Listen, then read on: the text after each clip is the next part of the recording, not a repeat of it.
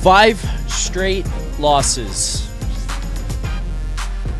for your Toronto Maple Leafs. 5 straight. Yeah, there's a loss to the LA Kings. There's a loss to the Carolina Hurricanes. But, you know,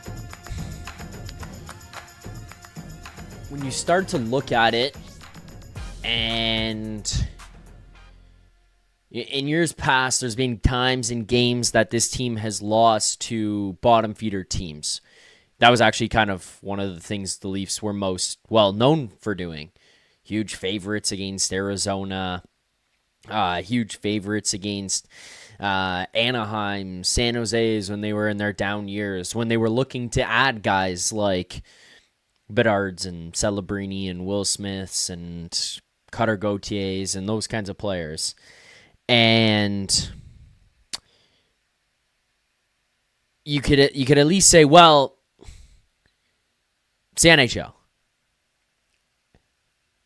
Everybody loses to everybody. It happens. At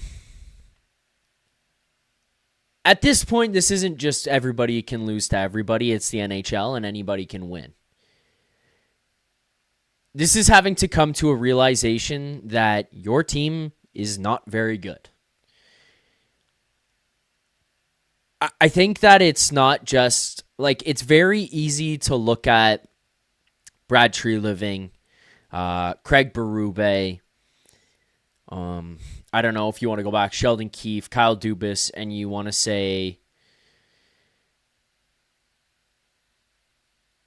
okay, those guys made bad decisions. Those guys are doing things they shouldn't be doing. Those guys are making mistakes. They're true. But this team, from the core out, is just a complete and utter failure. No matter who you put around the core, it never worked. No matter who you put to coach this team, it didn't work. No matter who was the GM, the president, it didn't work. Who you brought in as a supporting cast, as extra players, as defense, as goaltenders, it didn't work. At some point, you probably just have to come to the realization that the guys that you decided to build around are not the types of players that you can win the Stanley Cup with. And I think that they were a group that was skilled enough to make a difference to get to the playoffs every year, and that was kind of it. And you tried and you tried and you tried different things. You're at the point now, you just got to wave the white flag and say that's not going to work. I'm with you, Leafs Nation. You know, guys like Max Domi, Matthias Michelli, Brandon Carlo, Benoit, Myers, whoever else you want to put on that list, sure. Those are the guys I'll single out here right now as pieces that just aren't the answer, don't work. But William Nylander has now not registered a shot in consecutive games for the first time since 2019.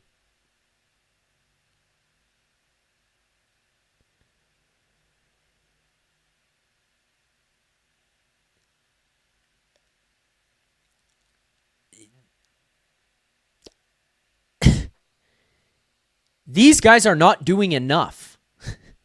I know that they're doing things offensively, and they've got a lot of points, and it's not like we can look at them and say, okay, you know, they're doing their job and the rest of the team isn't built right. There's so many other areas of the game that they are missing from those guys that it's a huge lack in leadership, accountability, drive. It is a lack of effort at times. It's a lack of focus, a lack of attention to detail, a lack of care, a lack of willingness, a lack of fucking passion and energy and effort.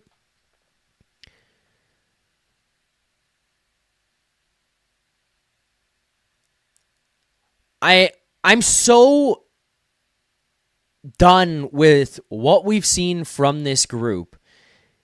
And like, it feels like genuinely at this point, turning on the TV and watching this Leafs team is just not fun. Like, there is nothing fun about watching this group. William Nylander, back-to-back games, no shots on goal. Simone Benoit hit into the boards from the goal line. Jake McCabe jumps in to stick up for him, immediately put into a headlock. Like, you watch these guys, bad turnovers, hemmed in your own zone, losing pucks in transition where all of a sudden you can't even enter the zone. Power play, can't even get over the blue line to get into the offensive zone. You're not even getting set up in these situations where you have one more guy on the ice than the other fucking team. You can't even get into the offensive zone. And you're not a young, scrappy team with talented players coming through the pipeline. You're not a team that goes out and puts up a fight every single night, even if it's not the best, the most perfect game in the world, even if you don't come away with the win, even if you blow leads. You're not going out there and you're not beating the hell out of everybody. You're not going out there and you're not getting things, getting energy out of the bench, out of the fans, out of the arena, nothing. Like, there is nothing enjoyable about turning the game on and watching this team. Like, there's no fun in that. And so much of it starts with the big boys. And I honestly don't want to hear the whole, oh, well, the team made the playoffs before, so that was fun, this sucks. If your mindset is genuinely like making the playoffs was good enough for me and not winning the Stanley Cup, that is a fucking loser mentality. And that is exactly the same kind of kind of mindset and focus that the guys on the ice clearly have as well. Getting to the playoffs is fine, and who the fuck cares from there? You know, we got to the playoffs, that was fun. We got our points, that was fun. We had the most goals in points in franchise history, that's fun. We have records, that's fun. It's about the Stanley Cup. This team cannot and will not win the Stanley Cup. They wouldn't before. They could get absolutely nowhere. But if you want to sit there and hang the banner that says we made the playoffs, good on you. It was time to try something different because you watched this team year in and year out get to the playoffs and get absolutely shit kicked because all they could do was skill it up, and then they would get fucking bullied in the playoffs every single year. They would get bullied. It was time to try something new. It was time to change the way things worked. They made mistakes. I will grant you that. They made mistakes. They have brought in some of the wrong guys. Maybe they brought in the wrong coach. But the idea of what they were building towards and changing this was the right way. Now, the reality is, at the end of all of it, the guys that were leading the charge, the guys who were paid the most money, they could never play the way it is required for you to win. And there was too many of them. If you had one or two of them, that's fine. You could build around them. But you left way too many of them together for far too long that they are stuck in the mud of this mindset of we are going to play our game. And that's it.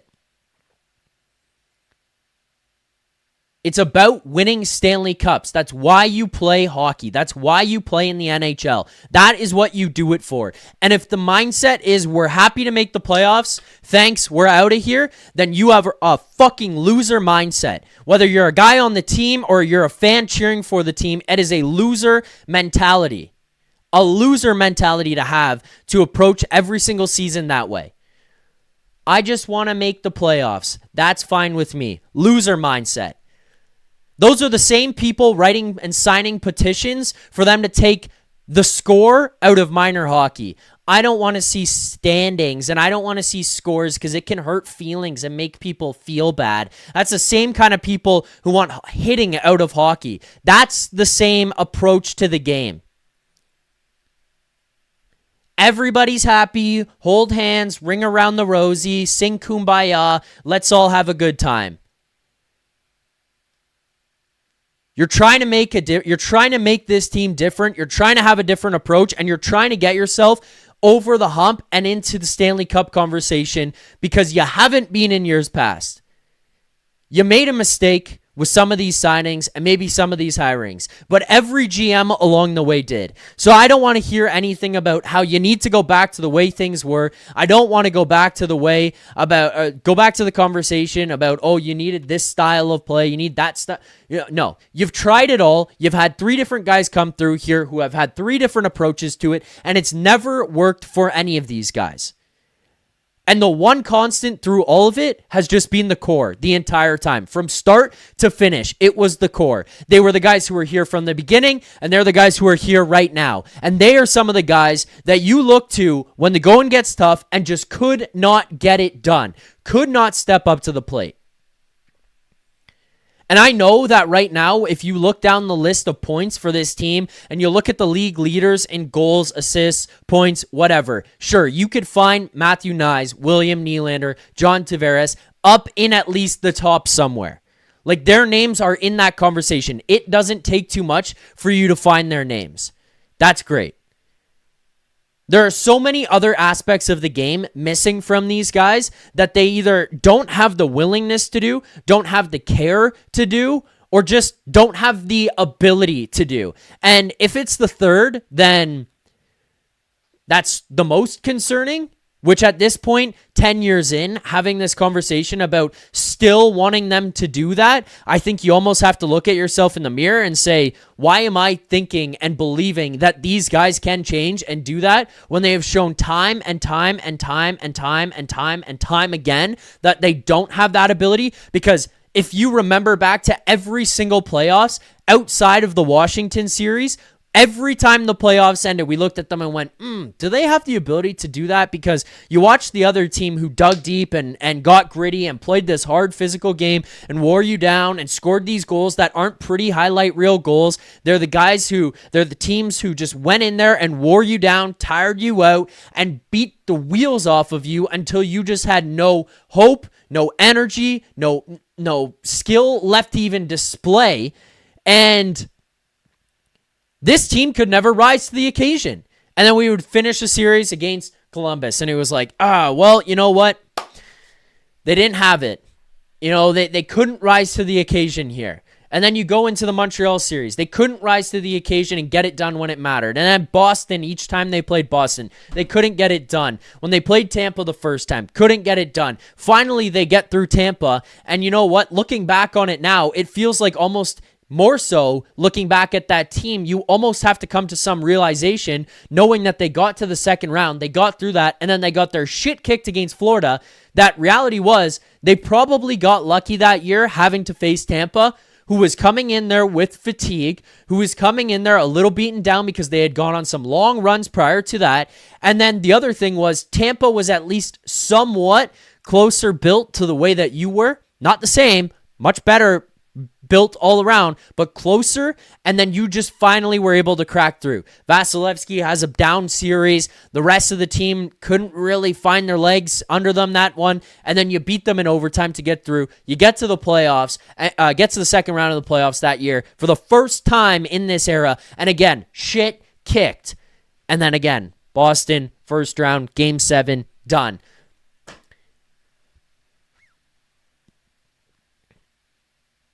Done. This team just doesn't have it in them. And, you see it in this game tonight where it's like, okay, in the first period, it looks a little bit better. It feels like these guys start to figure themselves out and like, okay, the identity that you're anticipating them to have based on what we believe Craig Berube wants them to play. North-South hockey, putting pucks in the corners, getting in after the guys, winning battles, winning races, establishing some type of cycle game. You're starting to see that in the first period there. It's like, okay, this isn't perfect. This isn't the most beautiful thing we've ever seen, but you could see in that first period a lot of times, especially when it came to, the Waugh, Cowan, Knies line that was put together. I'll also give some credit. I mean, I don't know. The Joshua Lorentz line was okay. Yarncroke, they were okay, not the best, but you could see it out of them a couple of times. The McMahon, Domi, McMahon, Domi, Michelli line would get it going a little bit, but then it was just the problem they had was for the most part, they couldn't sustain anything. It would get in and just very quickly be back out the other way in transition. And they struggle in transition. And I think one of the concerning things for these guys when you watch these guys play is, for the most part, from the opening puck drop until the final buzzer, they struggle to keep up with teams. And then on the rare night where it feels like they do have some legs, like towards the end of that first period especially, I was looking at them and going, okay, maybe they've got something here. They were entering the zone a little bit better. They were maintaining puck possession, whether they were dumping the puck in and retrieving it, or if they were just carrying it across the line. They started to figure something out. Holding possession, creating chances. You finished the first period with more shot attempts, more shots on goal than the Blackhawks. And it was like, okay, maybe something's here. The second period looked a little bit better there as well. You have a lead through the second period. And then it's like, as the second period burns on, and as you get towards the end of the second period, it felt like you could see fatigue setting in for these guys, whether it was mental or physical exhaustion or both. You could feel through the second that this thing is slipping away.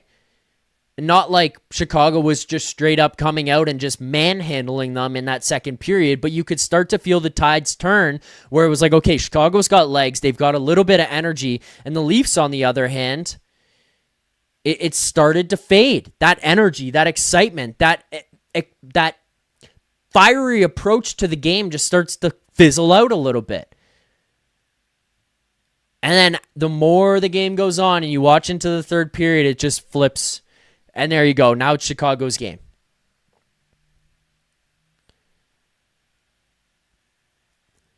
This team was built to be heavy, physical, and mean. They're built to win battles, win races, establish some type of cycle and forecheck game, and they don't play that way. Whether they don't want to, whether you've brought the wrong guys here, whether you have the wrong system in place, they don't play that way. And again, break this down however you want to. The top guys don't want to do that. Now, maybe Craig Berube's approach to the game is far too drastic, where it's all the way one way, and you are solely in on north-south dump and chase, or they just aren't interested in listening to somebody different. I don't know. But there's just no interest in playing this style. There has to be some type of buy-in to like playing a hard physical game. And it doesn't, like, this is where I lose my mind, where people are like, well, why would you ask them to play that game? Because that's how you win. McDavid will commit to that.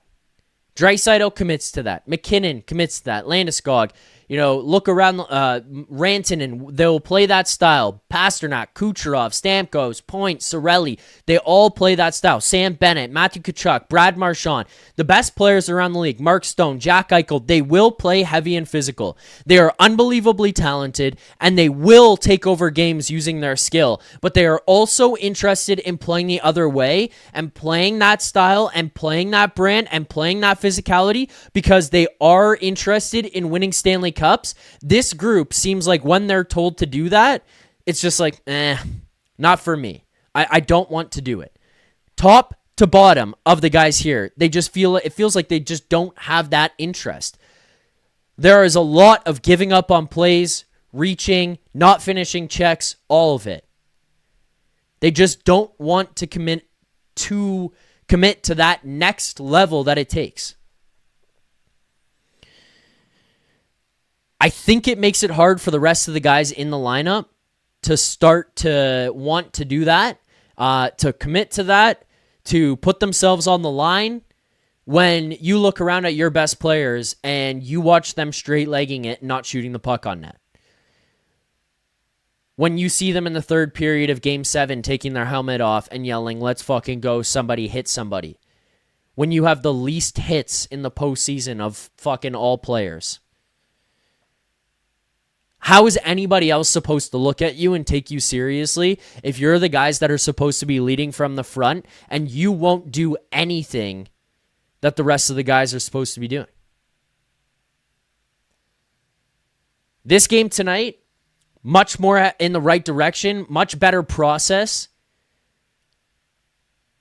Got a lot more chances, a lot more shots on goal, a lot more opportunities in the offensive zone. They were better in transition. But again, grain of salt. Like, I see people in the chat being like, did you not see what happened tonight? I thought they were better. The process was better. Sure. Chicago's not a very good team. It's not to dump on Chicago, but yeah, you did some stuff right here. The Blackhawks are not a very good team. They're in a playoff spot right now, but you know who's out in the Western Conference? The Winnipeg Jets, the Minnesota Wild, the Vegas Golden Knights. Those are 3 teams at least that I don't think are going to miss the playoffs. Yeah, in the Pacific there, you've got Los Angeles, Anaheim, Edmonton.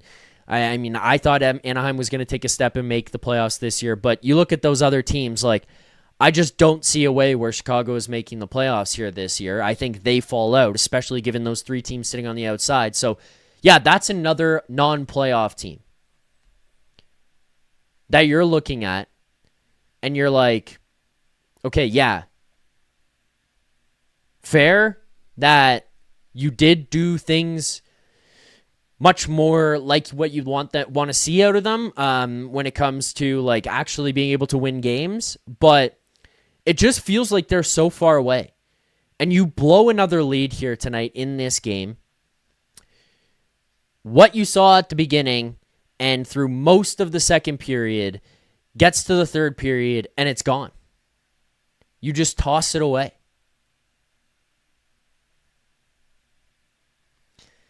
I just don't know how like we could look at this team right now and feel confident that there's any type of turnaround on this season coming. The defensive zone is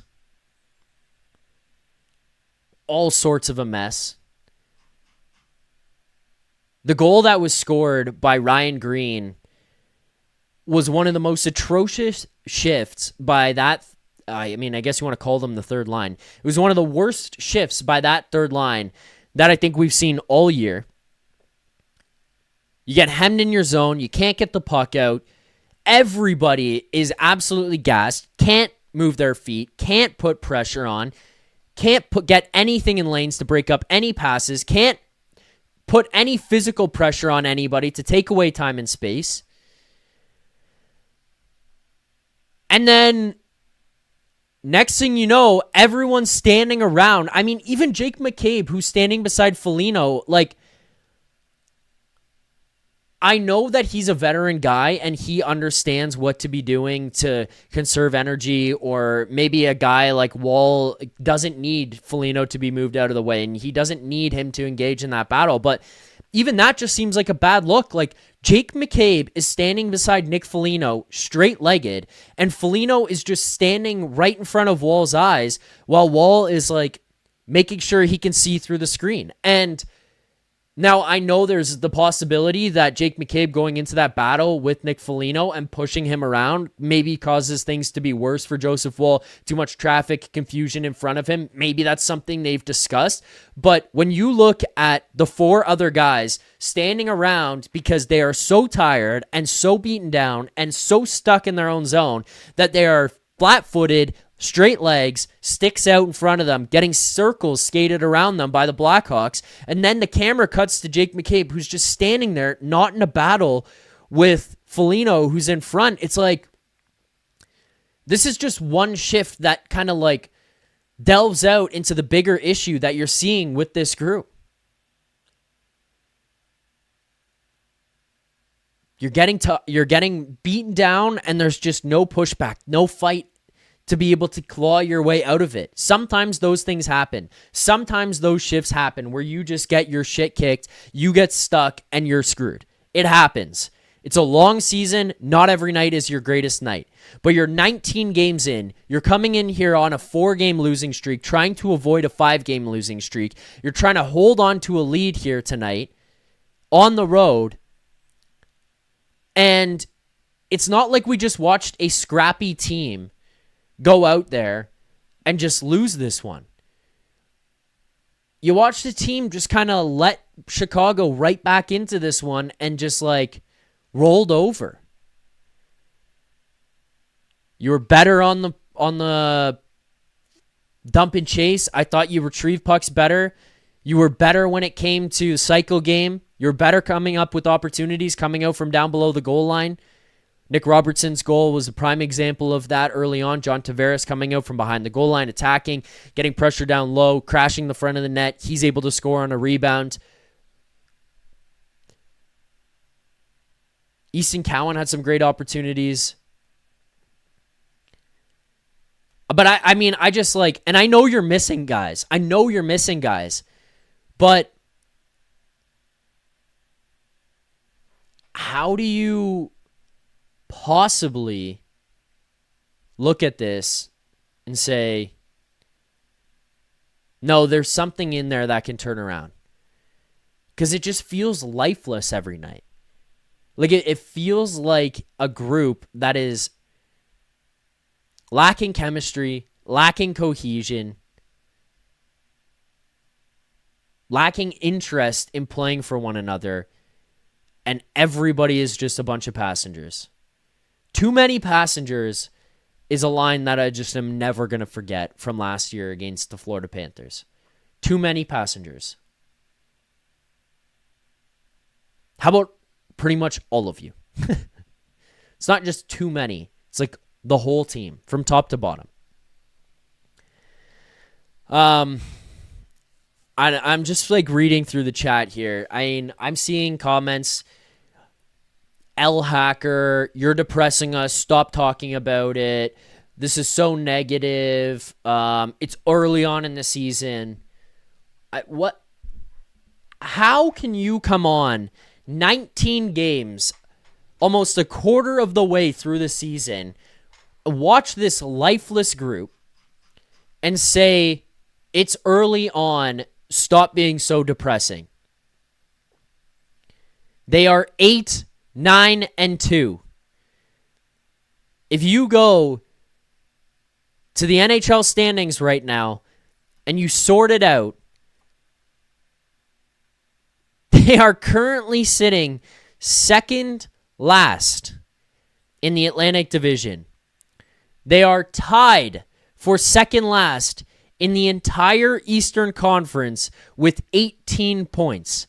They are 8-9-2 and have lost 5 in a row.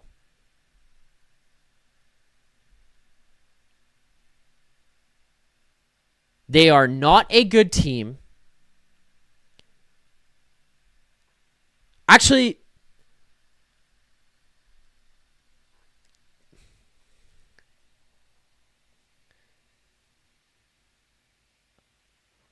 I don't even think I can say they're not a good team.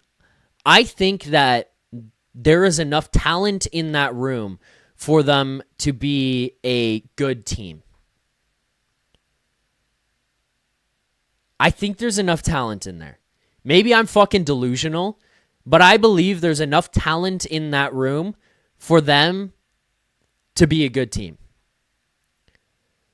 I think they lack focus, intensity, energy, and drive, which is making them a fucking atrocious team. Not a bad team, an atrocious team. It is terrible turning on the TV and watching this. Terrible to put on the TV and watch this fucking team. Stuff and Such 631. Where's the talent? It's no better than the average team in the NHL. I think the point is that what you have in that room is at least the average guys in the NHL. And then you have guys to put you over the top. Austin Matthews, William Nylander, John Tavares, Matthew Knies. Those are pieces that are supposed to be able to put you over the top. Those are the kinds of guys you're supposed to have that are the skilled pieces that drag you up and over the edge.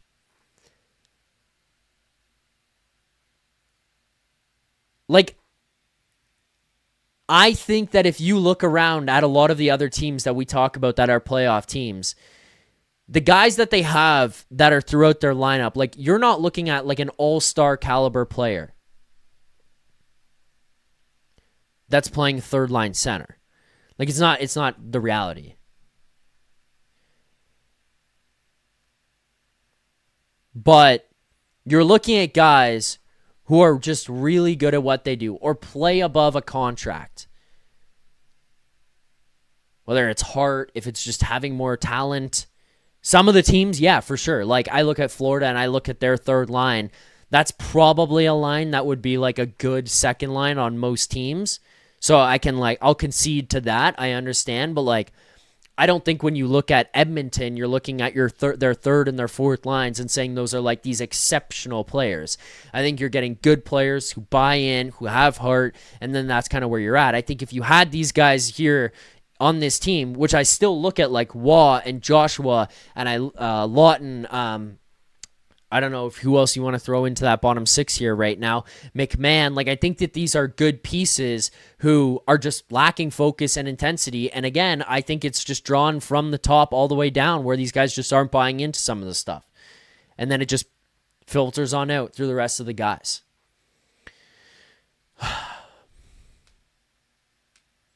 So I understand what you're saying, where you're like, look at that. These guys are like average guys. Like, I'm not going to like fight against you on that. But I think that there's enough average guys in that room who are just good players. Like, I don't think that they have terrible players on the forward side of things. And then I think you have guys who put you over the edge when it comes to talent in John Tavares, William Nylander, Austin Matthews, Matthew Knies. For what they are and what's expected of them, I think that those are pieces that push you over the edge. And then if you get the rest of the guys to buy in and can, play slightly above their contracts or their expectations as you go on a run, you're in a good position. Look back to last year. Look at Max Pacioretty in the playoffs. Look at Simone Benoit in the playoffs last year. Play above their expectations, and then all of a sudden it's like, wow, the Leafs have some depth. The Leafs have guys throughout the rest of the lineup who can step up and do things in certain positions, and then all of a sudden you can feel a little bit better about things. That's kind of just where I would push back on. But I just feel like watching this group, it's just lifeless. Like, I don't feel like watching these guys. It's a fight every night, and they're just coming up short, which is like extra infuriating. Because the more that this season has gone on, the more I've come to admit that, yeah, this team, like, they just don't have exceptional talent. But I think we all knew that going into this season, that this was going to have to be them playing as a team. Like, that's what's frustrating, is we kind of all called it going into the year. Like, you don't have enough skill to win on skill alone. You have to play as a team now more than ever. And taking away Marner was going to kind of hopefully teach them that. They were going to realize that quickly and say, hey, okay, we got to get going here. We got to put things together. We have to play this brand of hockey. We have to all stick up for each other. We all have to buy in. We all have to have heart and grit and block shots and be physical and be hard on the forecheck. And then it's just like you just don't have it. You don't play as a team. You are not playing as a team. You are playing as a group of individuals. It's disconnected. I'm not in the room. I'm not on the road trips.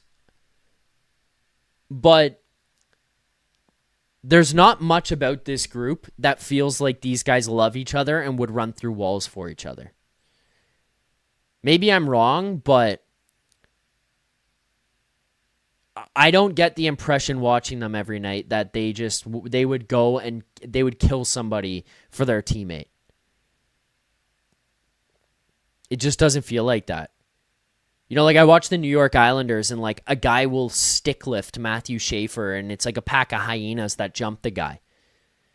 Sam Bennett today against the Tampa Bay Lightning elbowed Nikita Kucherov and got jumped.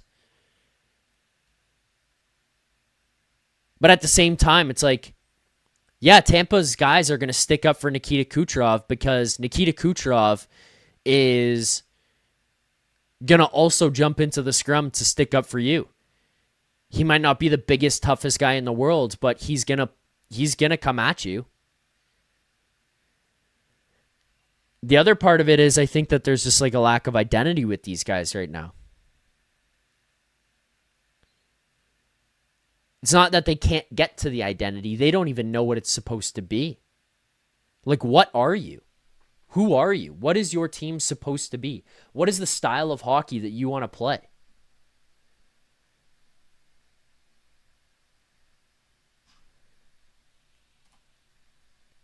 Because you can be a slower team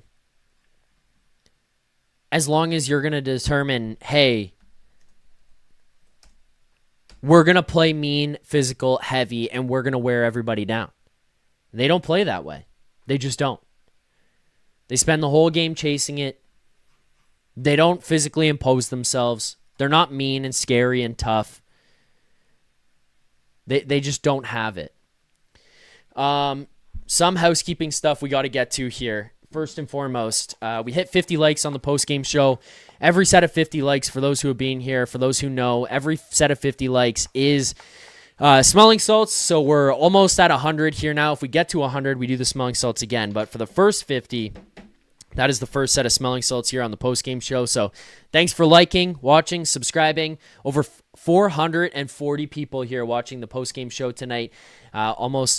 Actually just pushing up over 450 here now. So for those of you who haven't already, subscribe here to the channel, Leafs Nation 401. We go live every single Leafs game after the game, breaking everything down, taking calls, which we'll get to here shortly. I did send the link and pin it in the chat. And then as well, we got some segments that we got to get to, but the smelling salts and the super chats are coming up. So smelling salts first. There you go.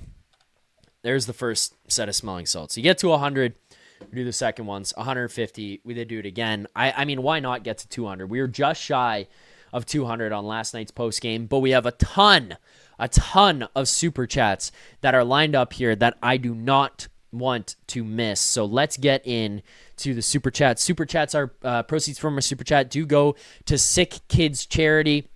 If you want to get a question, a comment, a thought, a concern read on the show, send in a super chat. I will read all of them. Every single one that you guys send, I will read them here live on the show. So make sure to get your super chats in. Super chats, proceeds from a super chat do go to Sick Kids Charity. So let's start at the top here for today. Starting with Ostino 17, 22 goals against in their last 5 games. Yeah, it's not been good. I believe it's 16 of 19 games to open the season has been given up 3 or more goals. 3 or more goals every single game. Like, this team can score goals right now, man. That's part of where I look at them and say they've got enough talent. Like, they have enough talent right now to be able to produce. The Toronto Maple Leafs right now in the NHL are tied for tied for third place with 2 other teams, the Anaheim Ducks and the Carolina Hurricanes, for goals for. The Colorado Avalanche has 74. The Boston Bruins have 68. Carolina, Anaheim, and Toronto all have 67. The Dallas Stars, the Edmonton Oilers, the Dallas Stars and the Ottawa Senators, have 64. Even the Edmonton Oilers have less at 62. But the Leafs are a 5-goal differential right now. They cannot keep the puck out of their net. Now, some of that has been goaltending. A large portion of that has been defensively. Like the one descriptor of it that I just can't get out of my head, and I'm gonna go back to it all the time, is the Autobahn. These guys are like the Autobahn in the middle of the ice. Like, it's just guys are flying through the middle of the ice on the Leafs in transition, on the rush, just up the gut, on odd man situations. Like, it is so easy to go from your own end to the attack on the Maple Leaf side of the ice with the puck.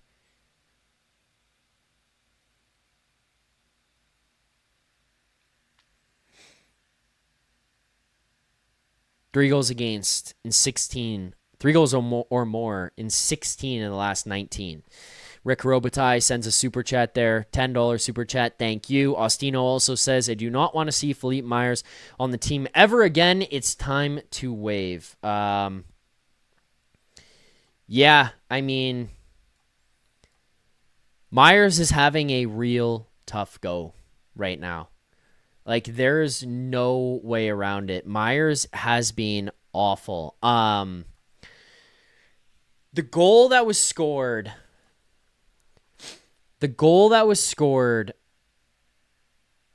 by Teravainen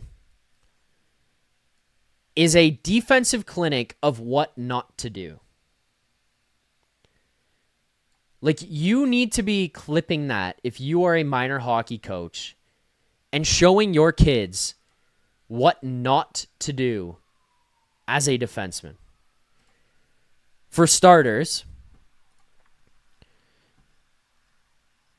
Myers, who's this big guy that's supposed to be physical and supposed to be a guy who can win battles and take guys down and, like, wear guys out, just completely loses a battle to Frank Nazar. Which, I mean, credit to Frank Nazar. Like, the kid's battling his fucking ass off. But to kind of put it the other way, like, the knock on Myers there is that's way, way, way too easy for you to just be giving up that puck like that when you're on a board battle and you could just, like, physically impose your will because you're a big guy. Like, it's not like Nazar had this huge lead where all of a sudden, or this massive space of open ice where it's like, okay, it's a race, he just beat you because you're slow. Myers loses positioning, loses the physical battle, and Nazar gets the puck from him. That's pathetic. The other part of it is Morgan Rielly. Myers is going to get that puck against Nazar. It's a one-on-one battle. Morgan Rielly, in the middle of the ice in the neutral zone, starts skating towards Myers. And I think that this is part of what the bigger issue is that you're seeing with these guys right now, where it's a lack of trust that a guy is going to do his job. Like, you are not trusting that your defense partner, your winger, your centerman is going to be able to go and win his battle, going to be able to get the puck out, going to be able to make the right play, make the right pass, get the puck out of the zone and on his own and get you in the right spot. Like, there are so many times, especially in the defensive zone, let alone the offensive, because they are finding ways to score, as we just mentioned.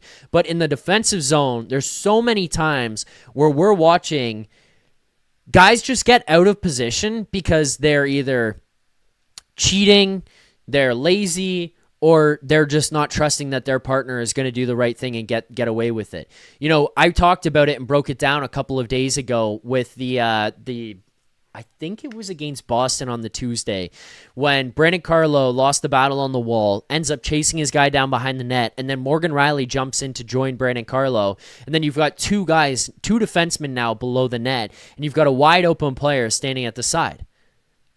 Actually, that was against Utah, and that was Carcone. That was his goal. But it's like Morgan Rielly needs to let Brandon Carlo battle that play out. He needs to trust that Brandon Carlo is going to get that puck. Trust Brandon Carlo is going to win that battle. Trust that Brandon Carlo is, even if he loses it, going to find himself back in position. And yet Morgan Rielly decides he's going to jump down into the play. And I don't know if it's a lack of trust or I don't know if it's a lack of intelligence And I choose to believe that these guys have that intelligence to be able to know not to do that. They're just believing that they're or not believing in their guy to make that play, so they're jumping in.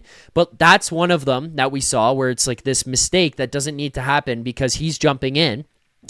And then this one here tonight where you see Myers is in that battle.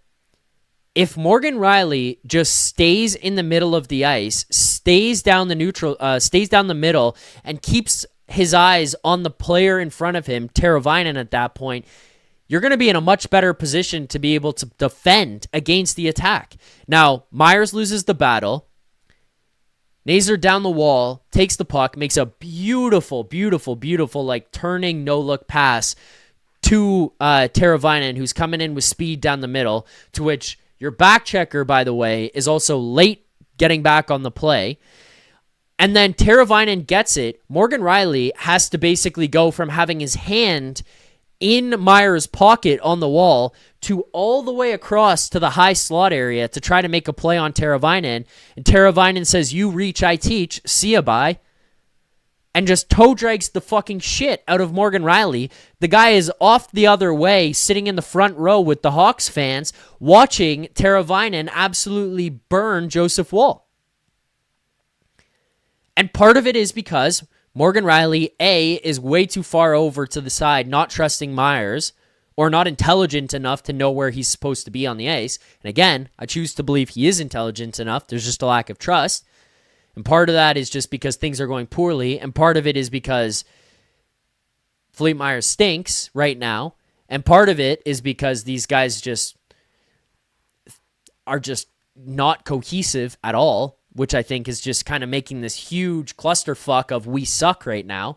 But Morgan Rielly goes over. Now he's got to go 100 miles an hour from the dot on one side to the high slot area to make the play. And Teravainen just says thanks, bye, and toe drags the fucking shit out of him.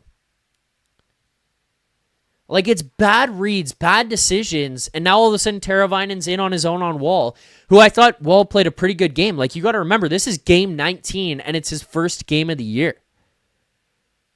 And he's not just been, like, sitting at the Marlies practice facility practicing this entire time he's not playing and rehabbing. We don't know where he was.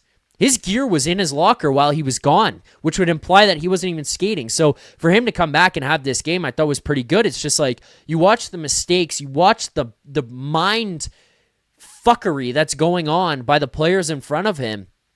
It's horseshit. It's horseshit right now. These mistakes cannot be happening. There are things that this team could improve on, roster construction-wise, strategy-wise, sure. But, like, even taking all of that away and, like, stripping that down and just looking at the base of it, the focus and the attention to detail from these guys right now is not there. And it's making every other issue that you have drastically worse. Like, it's entirely plausible, and if you look back in history, that teams that are not that great make the playoffs and have some type of success even in the regular season and then maybe make a push of it when it comes to playoff time because they buy in and play the right way. This team right now is not. It's bad.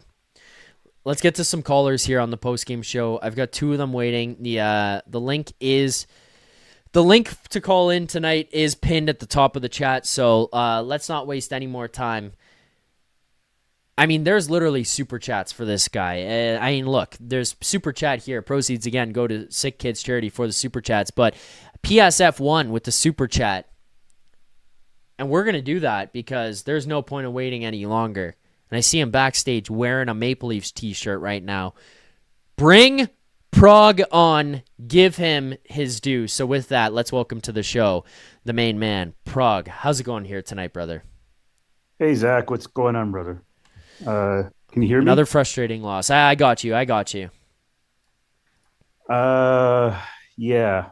Like I'm not impressed at all because you got to think about this. Sam Rizzo, like they only have 2D that are older than 24. They have so that's Connor Murphy and what's his name Grizzlick, who we should have gotten for $1 million, but that's nothing, neither here nor there. And they have like Teravainen, Mikheyev and Foligno. Maybe one other player I'm forgetting who's over 30. So like defensively, we got goals because their defense has not. Most of them haven't played in the AHL. They haven't like Sam Renzel. This is his first full season from college. What's his face? Lev Shinov never even played. I don't think he played AHL at all. Right. This is his third season. Well, second full. Anyways, my point is,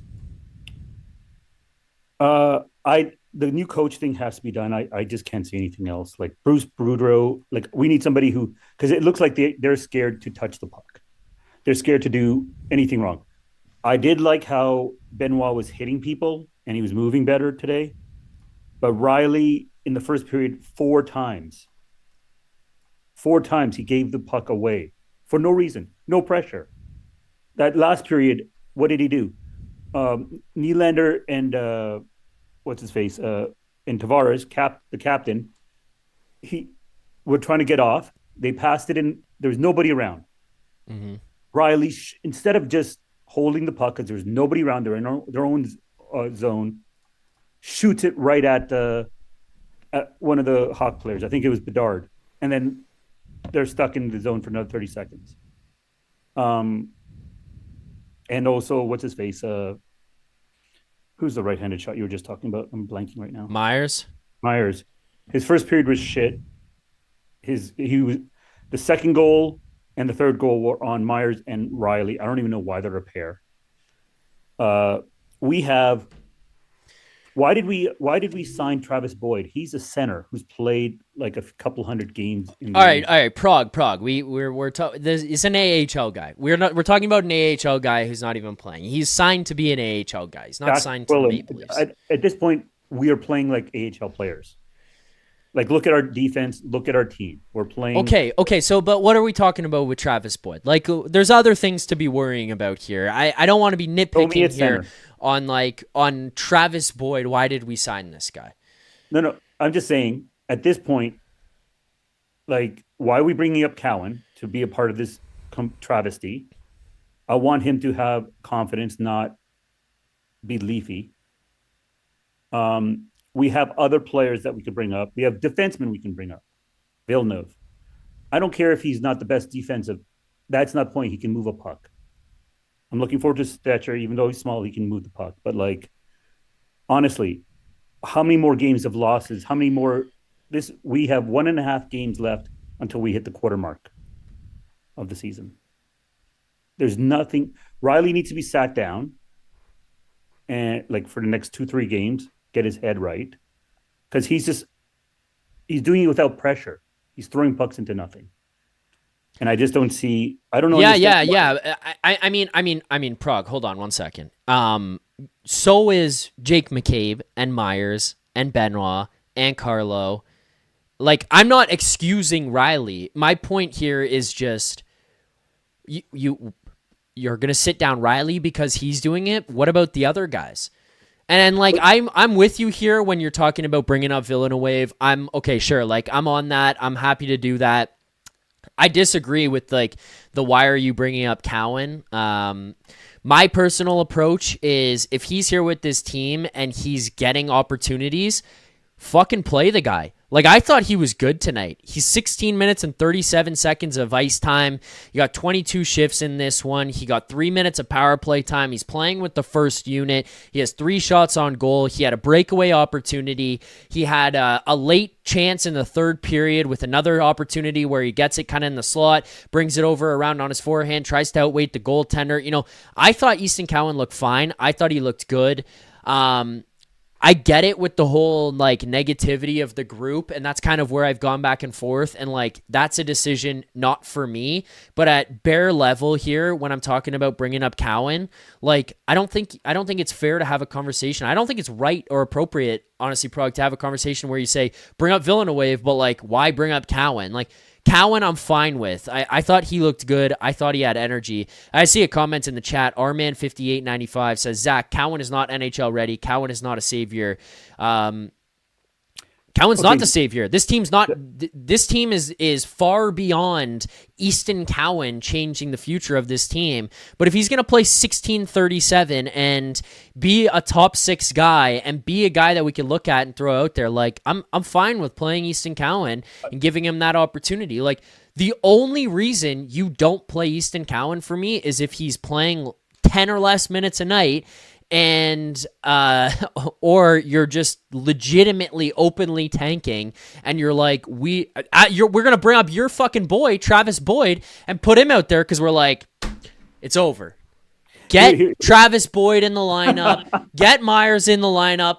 Benoit's playing 25 a night. Tanev, you're done for the year. Matthews, you're going to Germany. Shut it down. Get your surgery. Head to Turkey after. Get the hair implants. Do it all because we're done and this season is cooked. If that's the case, yeah, get them the fuck away from here because it's a tough season where you're not gonna make anything of it and it's just gonna be negativity all year.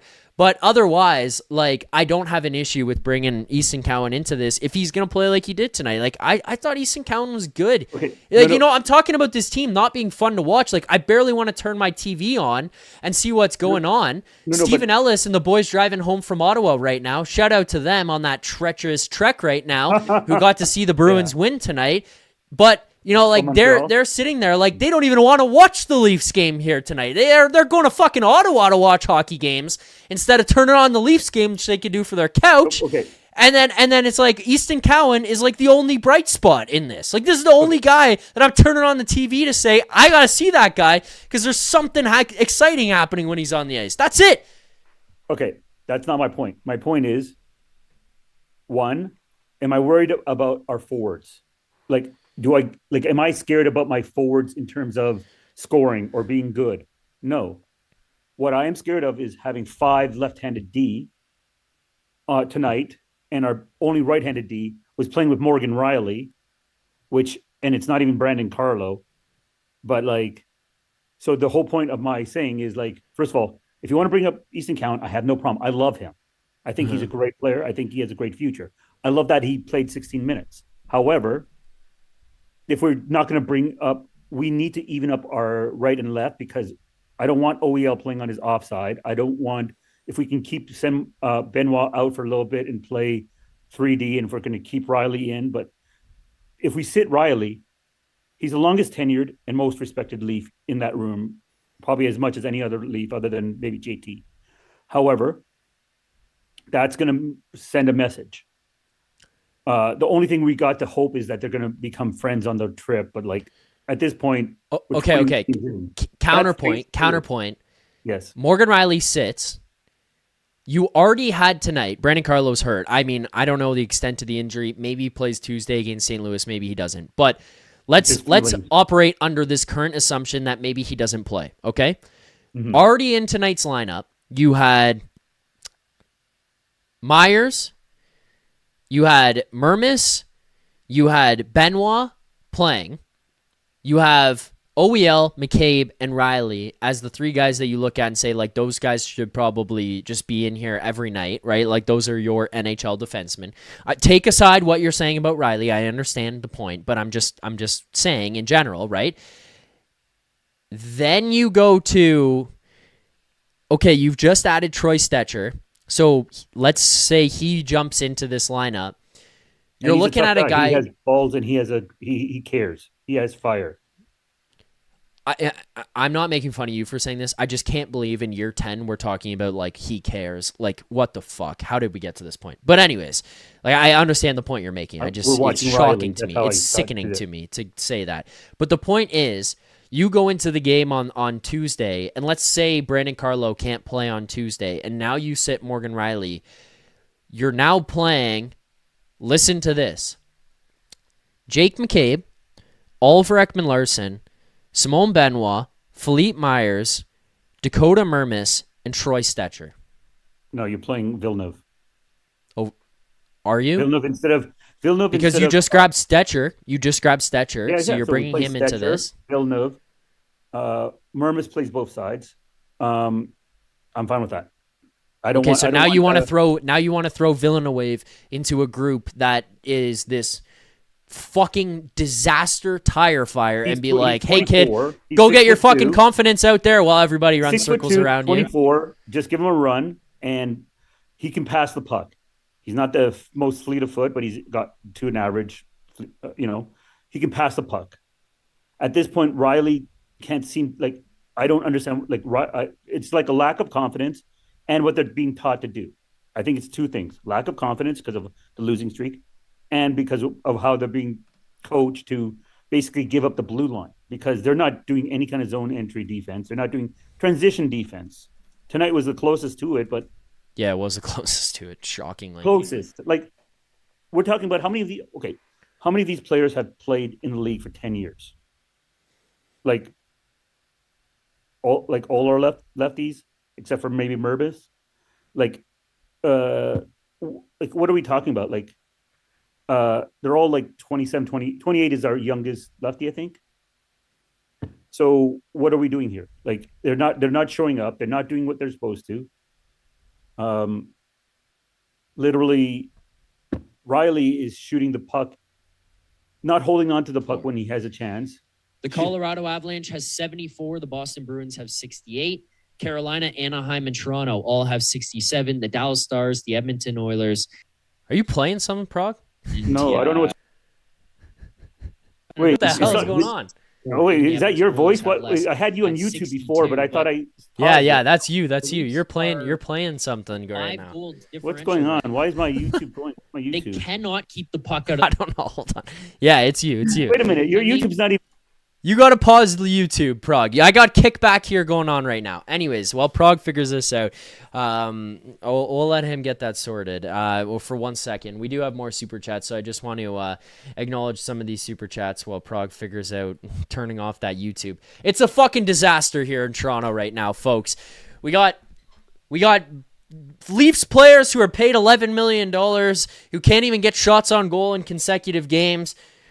We got chat turning on each other. We got guys calling in who are having YouTube videos playing in the background. The Leafs have lost 5 in a row. Our pets' heads are falling off. It's a fucking nightmare here in Toronto. We can't even figure this out right now. More super chats, though. More super chats about Prague as well. Proceeds from our super chats go to Sick Kids Charity. PSF1 with a few, so I'll read some of these out. Here's another $20 for Sick Kids. Bring Prague on. Another $20 for Sick Kids. Bring Prague on. When Prague came on, another $20 for Sick Kids. So that's, I think, $100 from PSF1 here tonight towards the Sick Kids Foundation. So thank you to Sick Kids. I just got a note.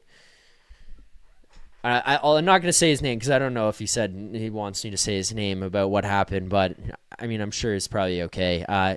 Says, end quote, to all of you who suffer from this, I apologize, but Leafs played gluten-free hockey tonight. Gluten-free hockey is certainly a way to describe the way that they played. All right, I think we're maybe good here. Prague, we got you. You figure it out. I'm going to give you like a quick little bit here, and then we got another caller. Okay, I don't want to give you the whole night. anything you I wanna don't talk want to about, do Mike, another 2-hour show here, ladies and gentlemen. I appreciate I'm it. just saying, like, at this point, he keeps switching the lines. He doesn't keep anything regular.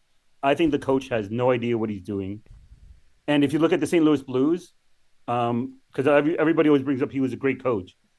They were first or second in the Central Division for like 6 years until they got Mike Yeo, who they had to fire after 1 year. And then Berube went on a Cinderella run. He only won one round after that, one. And then he got fired 3 years later. Yeah. So, like, I don't think he's a great coach. I don't think he's much of anything, really. He got lucky, and he had the right players for his style. But his style doesn't work anymore, and especially not with our team. I think we need someone to bring back the confidence, and that would be Boudreau. Like, I don't put him as an interim Bruce, coach. there it is. Yes, Bruce, that's what he did with there it is. Vancouver. And then his second year, the GM and assistant GM and president or whatever it was, they screwed his confidence right from the thing, and that's the reason he got that's why that whole year was screwed up. They should have just fired him right away and just gotten their man. That's it. But anyways, Is there anything specific you want to talk about? I'm cool. Whatever.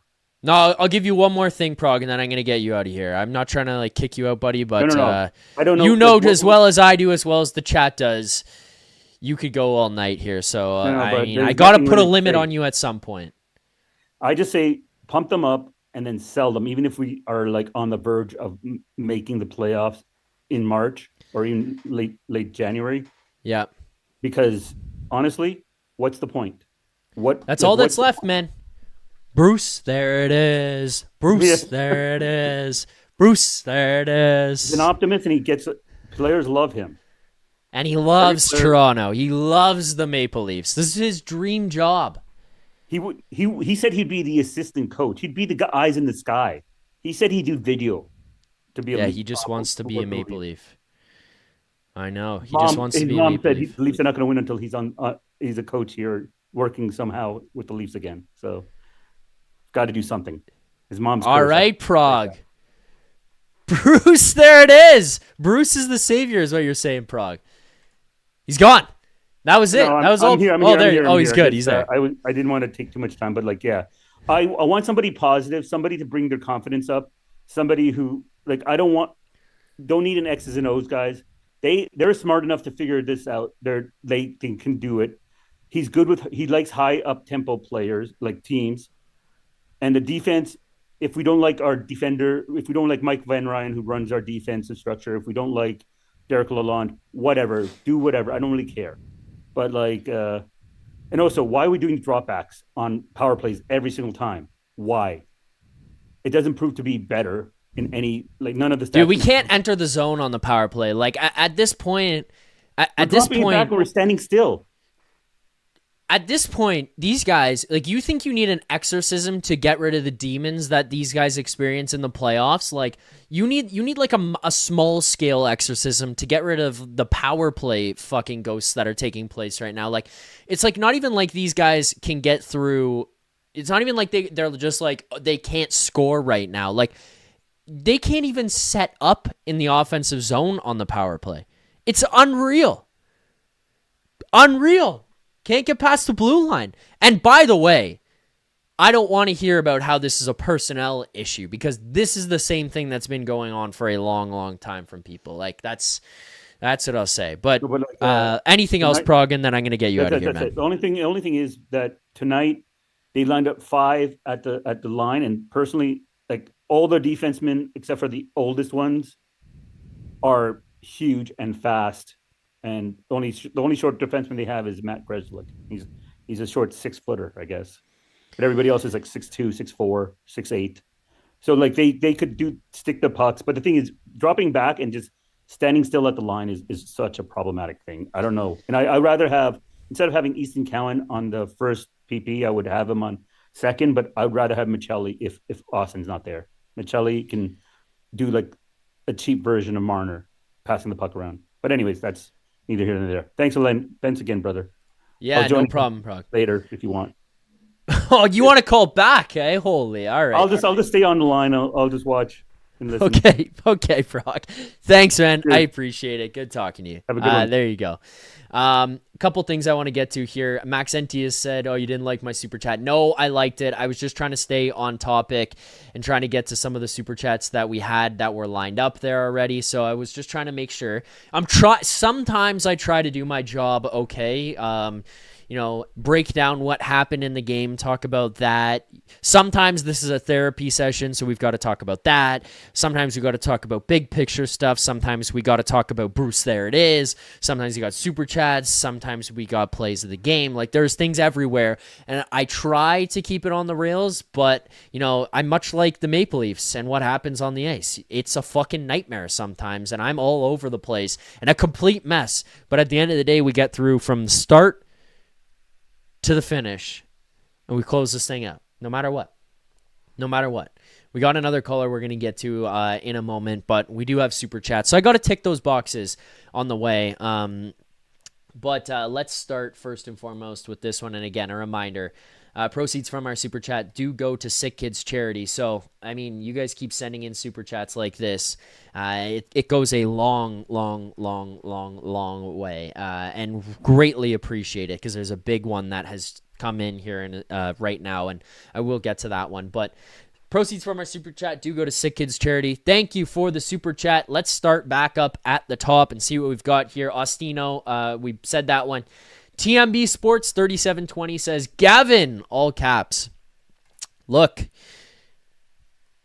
I'll talk to some smart people, and I know that there's some very, very smart hockey people who are driving in a car right now who can maybe give their own input on this, but I feel like it's maybe not as clear-cut Gavin McKenna anymore. I tweeted out a photo. Big, mobile defenseman. Took a picture of Keaton Verhoff and put him in a Maple Leafs jersey and put that one out on socials earlier today. It might be time to fall off for Verhoff. We might have to change this up. Instead of the McCountdown and looking at McKenna, we might have to change the approach on this one. It's fall off for Verhoff. Fall off for Verhoff, I think, is the new attack angle that we're going to take here on this channel. And by the way, another Leafs loss means we get to spin. It's not even a spin. It's a simulator. It's a draft sim. The Tankathon. We'll do that later in the show as well. But more super chats here. I just want to get through. Gavin, Maxentius Decimus, day 15 of asking to fire Lalonde. Dude is a cancer. I mean, I'm just not going to solely put this on Derek Lalonde. I think that that's greatly unfair to suggest that it's solely a Derek Lalonde issue, the reason that this team is playing this way right now. They were not the greatest metrics-wise defensively last year. The only thing that I think they really had going for them was they had some good goaltending. They would buy in. You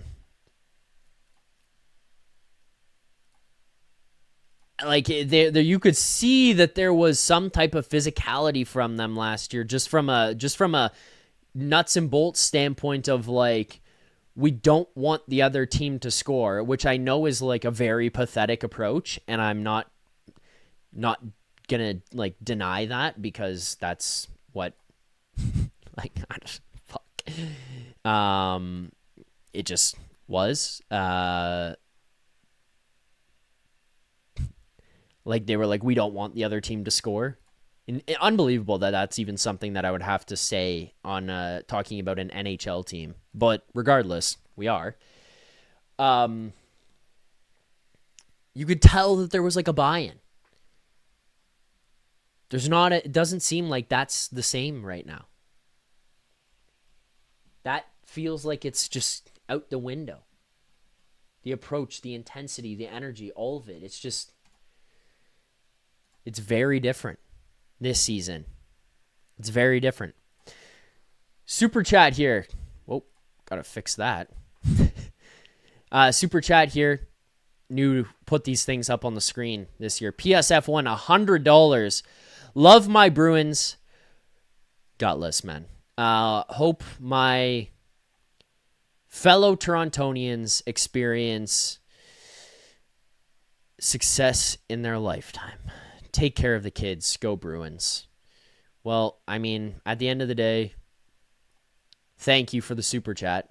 That is a massive, massive, massive donation. It does not go unnoticed. So thank you for that. Greatly appreciated. But Boston. Bruins fan from Toronto. Jesus. Okay, well, we have more super chats to get to. Maxentius, I did not skip you. I see them. I see some coming in from Michael there as well. But I want to get to a caller on the line who has been waiting. Let's get to our guy, Nick. Nick, how's it going here tonight? How are you feeling? Not good. I spent my hard-earned money. Traveled up to Chicago from St. Louis. Oh, no, that's right. Oh, thought Nick. never thought I'd be back on the calling, but I got back to my hotel and just too much frustration. But I saw Yeah. some positives out of tonight. Okay, let's get to those.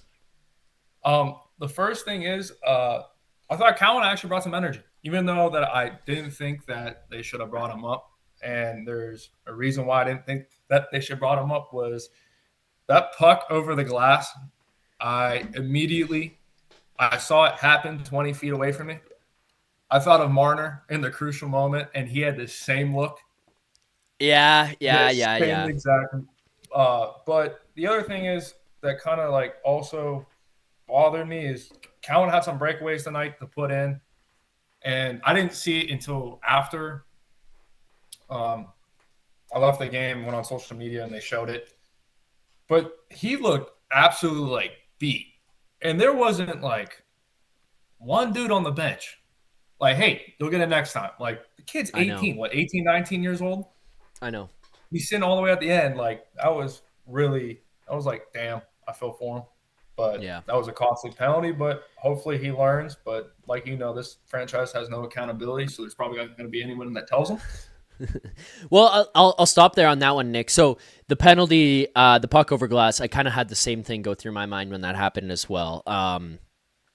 The puck goes over, and it's like the most defeated look ever. But I will say, like, for him in that moment, it's probably one of those ones where he's like, I just fucked myself, because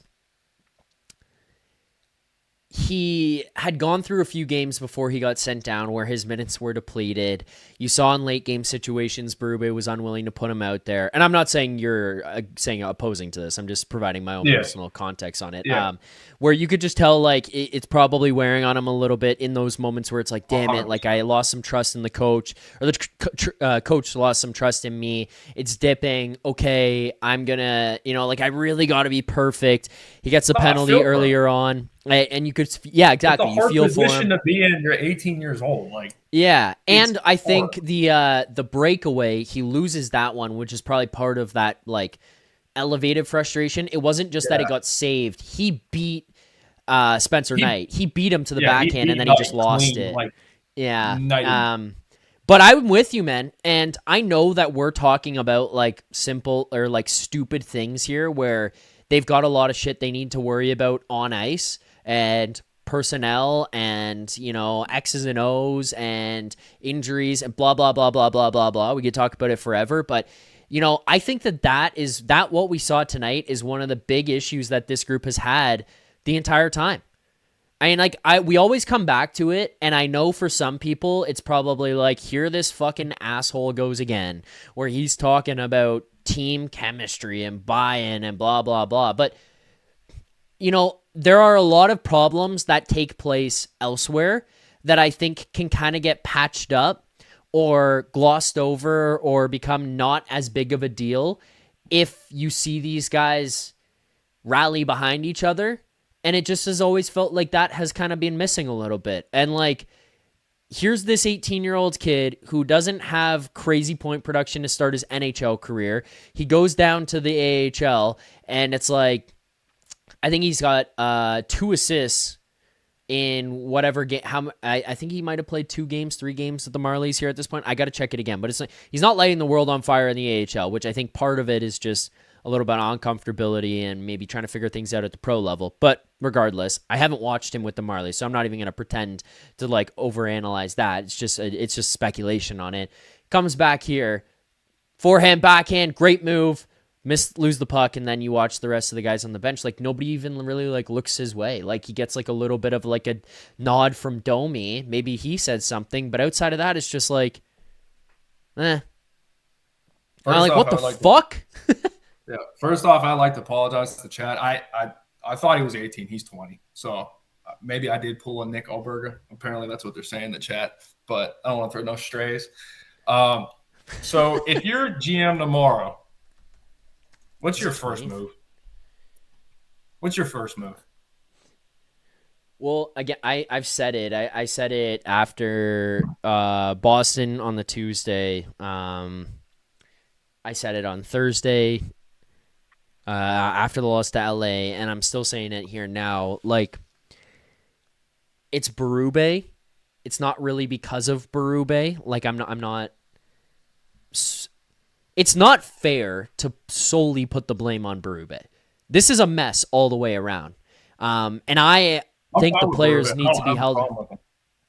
No, I don't have a problem with him at all. I know the players need to be held accountable for this more so than Berube does, or held accountable is like maybe the wrong word. Instead of phrasing it as they shouldn't be let off the hook rather than they should be held accountable. Like, held accountable is maybe more of like a caveman way of thinking about it, where it's like, scratch the guy, like take away his like take away a letter. Like, okay, like what can you really do when you're in this situation? You're a little bit handcuffed, but I think that's the point. Like, you can't just call somebody tomorrow and trade Auston Matthews. Like, you're dealing from a position of weakness right now. He's injured. He's away from the team. He came off a 35-goal season. He hasn't looked like himself right now. He's injured again after just dealing with significant injury last year. You're going to look at William Nylander and be like, get this fucking guy out of here. Like, he's the leading scorer on the team. He's a guy that you probably want here, a part of the group. You just need somebody else who's going to be like the Nathan McKinnon ahead of your William Nylander. Like, you need the guy who's the dog to push and be the counterpart to William Nylander so that William Nylander can look over at said dog and be like, fuck, I gotta go. I gotta get on my horse to match that guy. Because like Matthews, Marner, Tavares have never really been the guys to drag you into that. So like for me, I think you're really just looking at your short-term move is coach. Maybe it is Bruce There It Is. Maybe it's Pete DeBoer. Maybe it's Peter Laviolette. I don't know who the guy is, quite frankly. I don't know who's available. I don't know who wants this job. I don't know who... I don't even know necessarily like what you're trying to accomplish bringing in the new guy, or like what your goal for the new guy to accomplish would be. But I think that from a managerial standpoint, if I'm the GM and I go into tomorrow and I can get a new coach in here, it's fresh set of eyes. And then it is the final opportunity for excuse for these guys where it's like, you got a new guy. If you gave up on the last one, here's your next one. And then if that doesn't work, now you're going and being like, let's make some trades. Agreed. And then you're going like this. Yeah, I got two other points for the people saying that we haven't made the playoffs, like for a stretch for 10 to 11 years. And the famous quotes of Talladega Nights, if you ain't first, you're last. So, like, does it fucking matter? If we get bounced in the first round, you're still the first loser. Who cares? It's all about the cup. That's my point, Nick. I'm with you, man. I got in a battle with somebody on Twitter today over this, and then I eventually was just like, I can't do this anymore because the conversation just turned to like, well, we made the playoffs before, and it was like, well, we were never close. Like, you never really looked at that team other than maybe the year against Florida where we believed it in the first year, where it was like, wow, we got through Tampa, you've got a path here through Florida, but then it's just like you still walk away from that and be like, damn, we didn't have the makeup. And then you go into last year's series, that's probably the closest that they had been, but I think some of it was riding hot hands, which you're allowed to do. Like St. Louis won a cup riding a hot hand. I'm blanking right now, but there's definitely like more examples of teams getting hot at the right time and getting going. And you just kind of got to the Stanley Cup, even though they didn't win. Carey Price went on a legendary run. Yeah. Right. So you can get there through those things. So it's not like it's like, okay, yeah, no, like you didn't have it, but I think last year, like, that was Florida's toughest out. Whether they were trolling or not, they said it was their toughest out. They took them to 7. You were able to handle the Sens, and, like, the only times you see those teams really, like, whomp you or take over is, like, when you let your foot off the gas and you make those mental mistakes. You weren't that close. You had to change. And I think that they made mistakes. Like, I'm not trying to say this team is the way it should be built. It's not. Like, that's why they're here right now. There's mistakes for sure. I'm not going to like let Tree Living off the hook and say this guy was perfect. But again, my point being, you had to change the makeup. You had to change the approach to the game from what you had before, where it was like strictly skill and trading, Mason Marchment for Dennis Malgin. Like, you had to get away from that.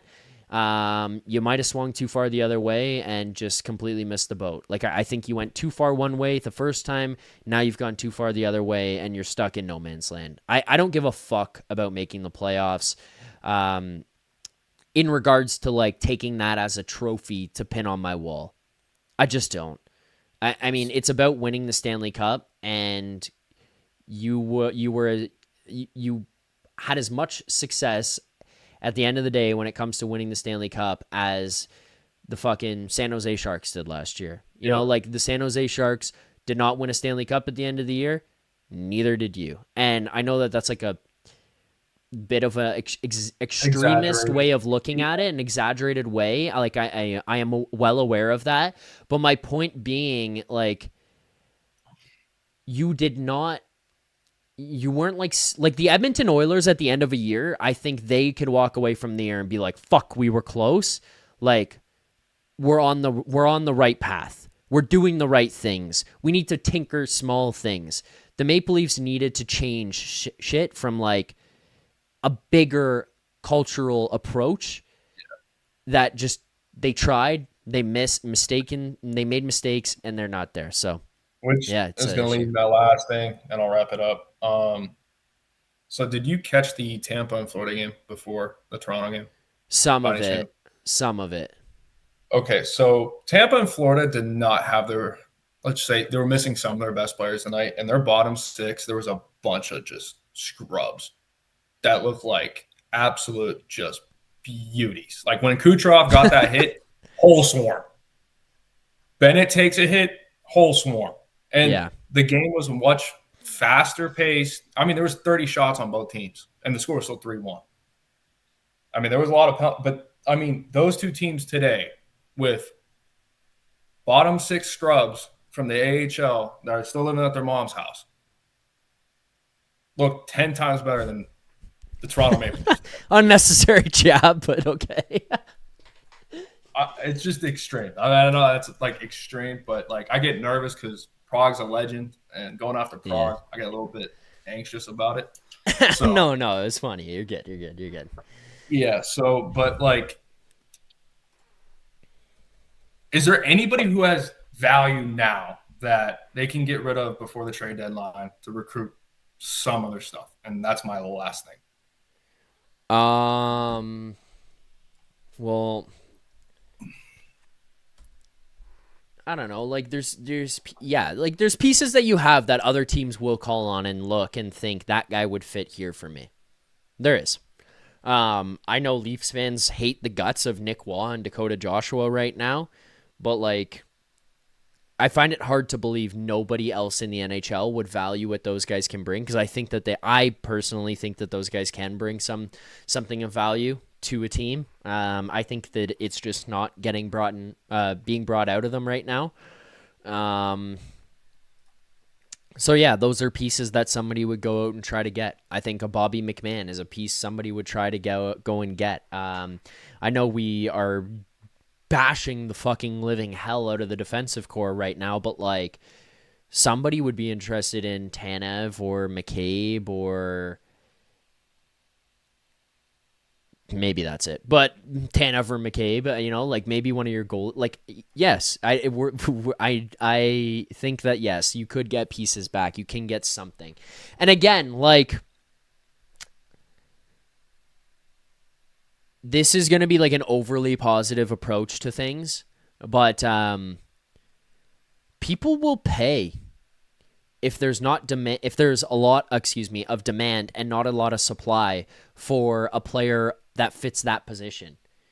If there's a team out there who's dying for a left winger and like dying for a depth piece to fit into your bottom six, and there's just not a guy out there who can fit or bring what Dakota Joshua does, like I'm not gonna like sell you on the Leafs can go and get first or second round pick for Dakota Joshua, but somebody's going to pay something.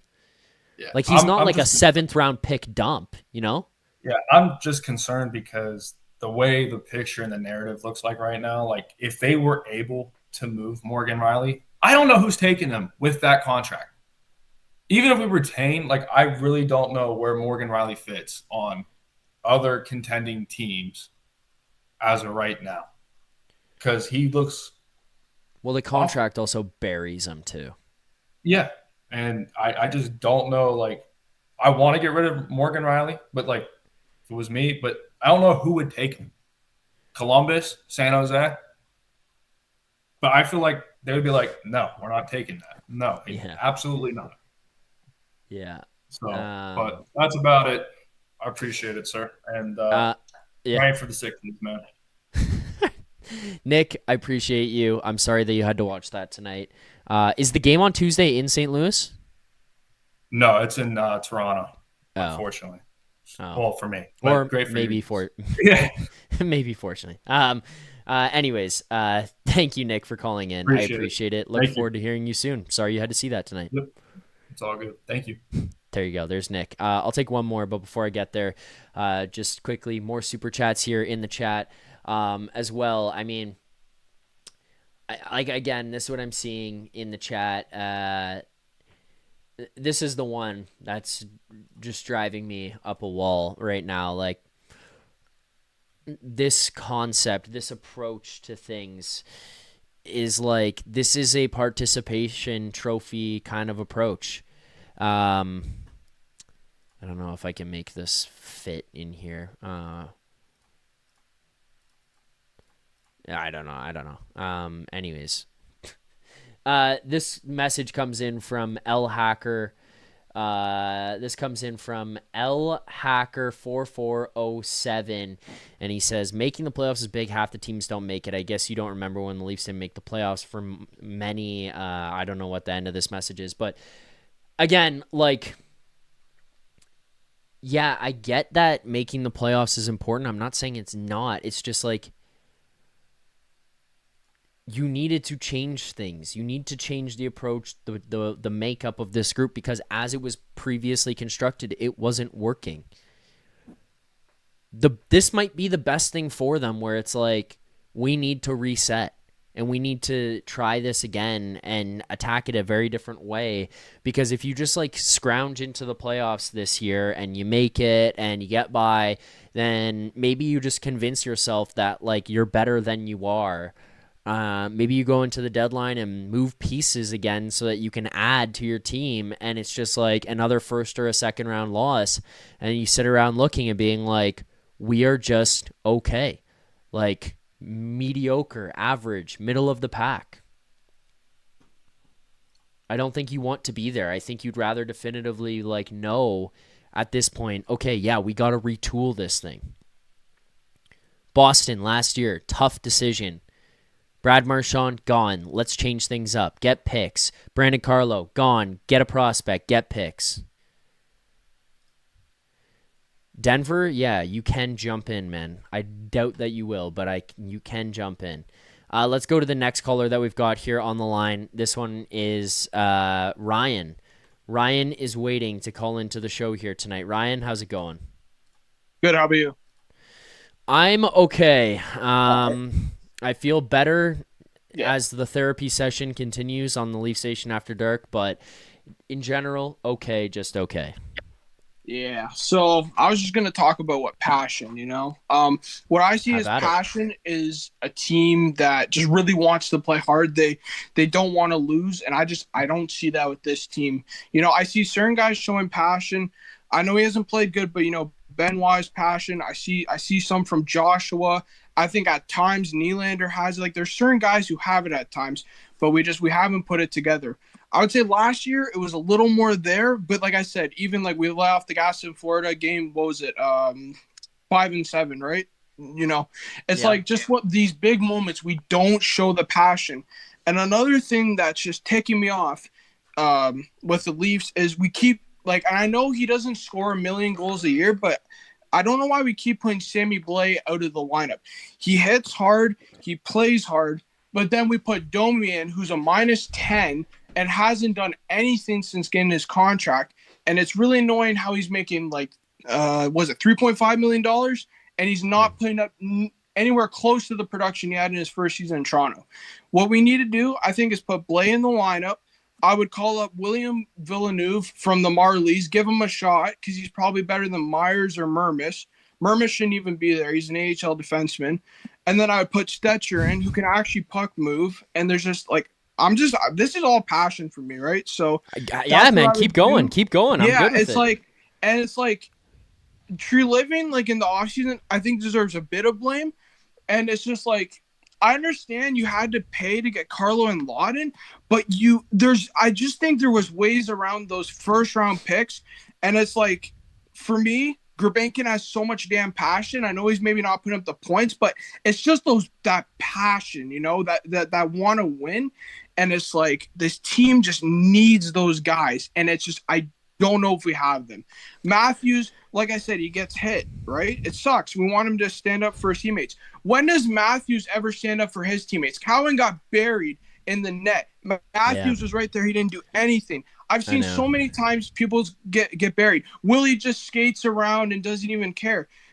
Even Tavares sometimes. But I think Tavares I'm not going to go after. I've seen him fight. Like, Tavares has passion.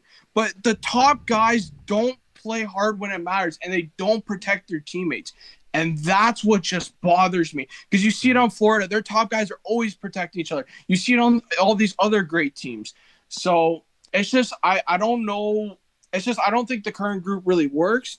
And I don't know what more, like, I guess, True Living or Berube or personnel can do to make it work. Because it's been the same thing for the last, like, 10 years minus Marner this year. That's all it is, I don't think we changed the team enough, and we didn't improve our defense either. And that was another area. Like, it's like, you can't just leave something when you have to improve it or you're going to get behind. And I just feel like that was partly on Brad too. So there you go. Yeah, no. I mean, kind of to unpack all of what you said, like, the Sammy Blais is where, like, I'll push back on Sammy Blais. Like, okay. I think that seeing what against the LA Kings, he played like 4 minutes, right? And it's not because he's just like he's a bad guy or anything. Like, he was really struggling. That ice time was getting taken away from him. He just couldn't find a way to stick into the lineup. So, like, the Sammy Blais, I get what you're saying from a passion perspective, so I'm not going to take anything away from you. Like, you saw that first game he played against Columbus where he's a million miles an hour, balls to the wall, he's finishing every check. Like, he had that, and I've played hard, full credit to him. He does play hard when he does get his minutes, his opportunities. But, again, for me, like, the pushback on it is more so just I don't think he brings enough to the lineup outside of, like, I play hard, and I think they kind of need guys who can do both. But, I mean, I'm kind of with you here on, like, changing things up and finding some new voices and life and energy. Like, I think that some of it right now is it's just so stale.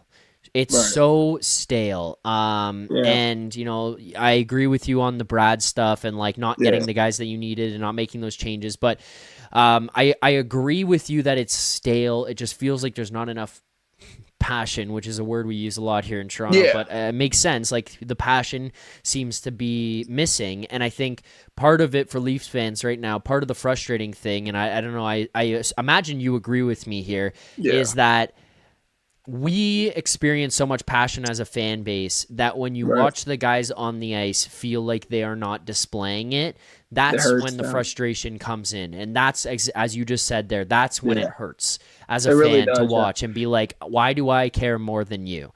And why do I feel like I care more than you?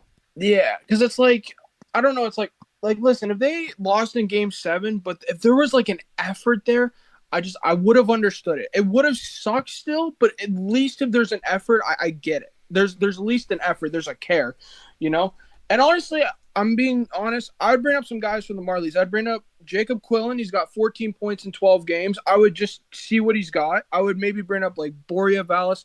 There's some guys we can bring up, I think, from the Marlies because they got a better team this year and they actually got more, like, I don't know, scoring bite down there, right? So I think there's a couple guys.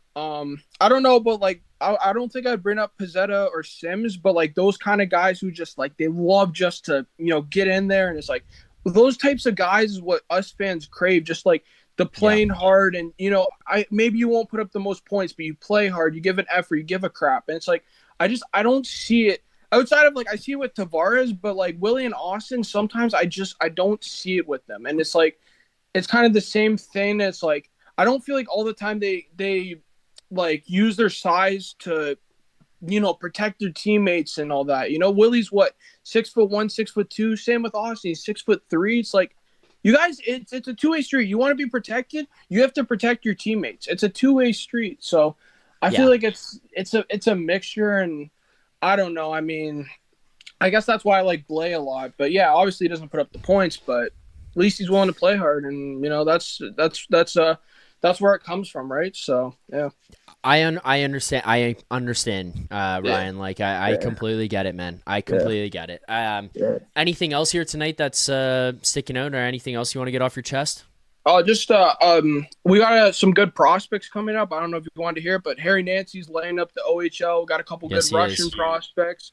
What's his name? Timothy Obinson. Everyone check him out, and check out Alexander Plashovsky. Two Russian guys. We got MHL, VHL, and then we got Tyler Hopkins. Like we got some good prospects. Sam McHugh. We got Danford Cowan. We got some good prospects coming up, and I think a lot of those prospects are showing some passion more than the normal team right now. I see some of them getting in fights and scoring and all that, and I see like from our prospects, even though they say we have a bad system, I actually see some give a crap attitude from them. I see the passion, so I think we got some good prospects coming up actually. So maybe the future's not as bad as what we think, but it obviously needs work.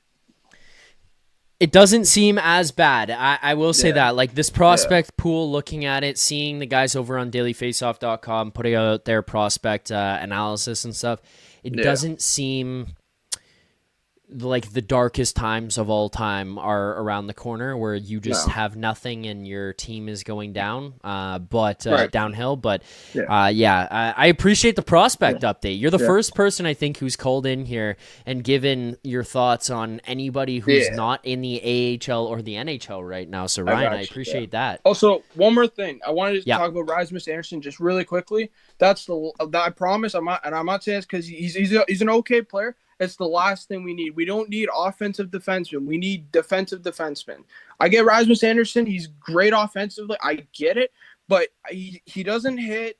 I don't know if he really blocks shots, but I've seen him defensively. It's not great. And they're going to want an overpay. And I really hope Brad just doesn't do it. Because it's going to be an overpay. They're going to want Cowan. They're going to want this. They're going to want that. Brad needs to know when to just it's not time for overpays. We've already done enough with them. We did them last deadline. We need to just calm down a little bit. Get someone for a second or a third that can help out. I know there's those players out there. But the problem with Toronto is you have to overpay every time. So maybe we got to stop with this. Let's overpay for everything and just take a step back. Maybe pay the second, the third. Maybe the players, maybe not the caliber, but like he's still good enough. Like, we got to stop with the overpaying all the time too. Well, two parts, and one where like I would agree with you. So one, like I don't even think he's that great of an offensive defenseman. I think he's a guy who can move the puck, and I do think that that's pretty important right now, given it's twofold. Like I agree with you, they need better defensive defensemen now because you look at Benoit, Myers, Mermis, throw him in there who's playing right now. You need guys who are better than them to step in here and help out defensively. I think also you look at like McCabe, he's taken on such a big workload. I don't think that this is helpful to him. There's a lot of pressure on his shoulders. Morgan Rielly doesn't play defensively. Oliver Ekman-Larsson is not like the greatest defensive Tanev's not great, the greatest defenseman ever is the way I should put that. Tanev also here is taking a step back. So I think you do need something better defensively back there. Yeah. But you also need guys who can move the puck, because right now you also look at Brandon Carlo, Benoit, Myers, Mermis. They're struggling to move. They struggle in general to move the puck. They're struggling right now, so you do need that. because even you look at Jake McCabe, he's struggling right now. So you're basically solely relying on Ekman Larsson and Morgan Riley to be the guys to get the puck out, and they're not on the ice at all times, and they don't always have the puck. So you need guys who can help get the puck up the ice quicker. You need guys with better movement, who are a little bit faster, better feet, that kind of stuff to help you. But then to kind of just continue that conversation, what you said, Ryan, it's going to be a big overhaul that's gonna or haul, excuse me, that's gonna have to go to Calgary here to get Rasmus Andersson simply because of the tree living tax. And when you're looking at this team saying we are in second last, not in the Atlantic Division solely, in the Eastern Conference, second last in the Eastern Conference, are we that close to being pushed over the edge? Like, I guess maybe if you look down and you want to look at the NHL standings right now, you're saving grace. The only thing that could give you something to grasp at, I just kind of take a quick look. If you give me 2 seconds here, is they have 18 points and the New York Rangers have 22 and the Islanders have 22. The Sens and the Habs also have 22. So they're 4 points ahead of you. The Habs are taking a little bit of a spill here. The Sens are taking a little bit of a spill, but my whole point is just are you that good of a team? You could get it yourselves into a playoff spot if all of a sudden you could kind of figure things out and get on a little bit of a heater, rattle off some wins, rattle off some points. If you win the next 2 games, and this is assuming nobody else ahead of you wins, but you win your next 2 games and the Habs drop both of theirs, you're tied with them in points. Yeah. The Habs are stumbling right now. But again, if you make the playoffs, do you really believe your team is that good? Do you think you're that step over? So are you really willing to just mortgage everything when you could just be a mediocre team that gets to the playoffs, maybe gets bumped because you get bad luck, and then you play against somebody or if you get through and you play somebody from the West in the Stanley Cup final, you're sitting there looking at the Colorado Avalanche. It feels like if you run into them, it's inevitably going to be getting your absolute fucking shit kicked. Yeah, exactly. That's the problem, right? Colorado's just they know what they're doing. Ignatius and McKinnon, it's just they just know what they're doing. They draft well. That's another problem. We got to draft better. I don't want to hear the excuses of, we can't find a puck moving defenseman. There's been teams who have found puck moving defensemen in the 4th round. We can do that. I don't see why we can't. That's on us. We got to figure it the heck out. It's time to figure it out. We complain every year we want a puck moving defenseman. Why don't we go draft one? Yeah, I know we got Danford, but you need more than that. There's Johansson, he's coming up, but that's 2 guys. You need more puck moving defensemen. We got to get on it. Yes, we do. Ryan, with that, I appreciate it. I'm going to let you go here tonight. I got a few more things to do to wrap up the show. No more callers here. I'll cut it off at that, but I really appreciate you calling. I appreciate the passion that you brought to the show tonight, and look forward to hearing from you again. Have a good one. See you. Thanks, Ryan. See you later. There you go. There's Ryan jumping in to give his thoughts on tonight's game. I just want to give a couple updates here. I mean, I saw somebody in the chat say 4 points out of second place in the Atlantic, always glass half empty. The point is, when talking about this team and where they're at in the standings, is it's not like we're watching a team that's playing well and getting unlucky. If that was the case, I don't think we're having these conversations. We would be able to tell. We're watching a team that's not playing well. We are watching a team that is struggling greatly. We're watching a team that's getting their teeth kicked in defensively. We're watching a team that feels like it just has this lack of fire in them. And it's I don't know that they have the ability to find that. The other thing to point out, it's getting brought up in the chat right now. This is from Mike Fami. How are the Leafs drafting McKenna? They don't have their 2026 first round pick. It's top 5 protected. So Gavin McKenna, Keaton Verhoeff, or as Daily Faceoff prospect analyst, friend of the show on Leafs Nation After Dark and Morning Take, and the man making the treacherous drive from Ottawa to Toronto right now, north of Toronto, has informed me, who's listening to the show right now, it's still McKenna as number one, but Stenberg is making a rise. Maybe it's Stenberg. So top five. Top five still gets you the pick. Top five still gets you the pick. Prague, I see you in the chat. Prague says, get me in here. It will be quick. I need to make a couple other points. Prague, there is no example of anything you've ever done on the post-game show that would imply that this is going to be quick, or that I could rely upon to say this will be quick. So Prague, unfortunately, the answer to that is no. We're done with calls for the night. The other thing here, by the way, I asked someone earlier today familiar with Stetcher what to expect if you're a Leafs fan, and the report that I was given back,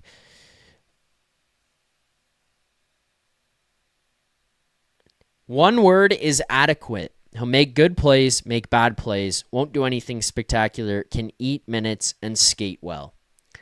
At this point, I think that's kind of an upgrade on Simone Benoit, Philippe Myers, and Dakota Mermis. I think it puts you in a good spot. Maybe. Magi Gaming YouTube, I just have a feeling Leafs will have bad luck and be 6th overall, LOL.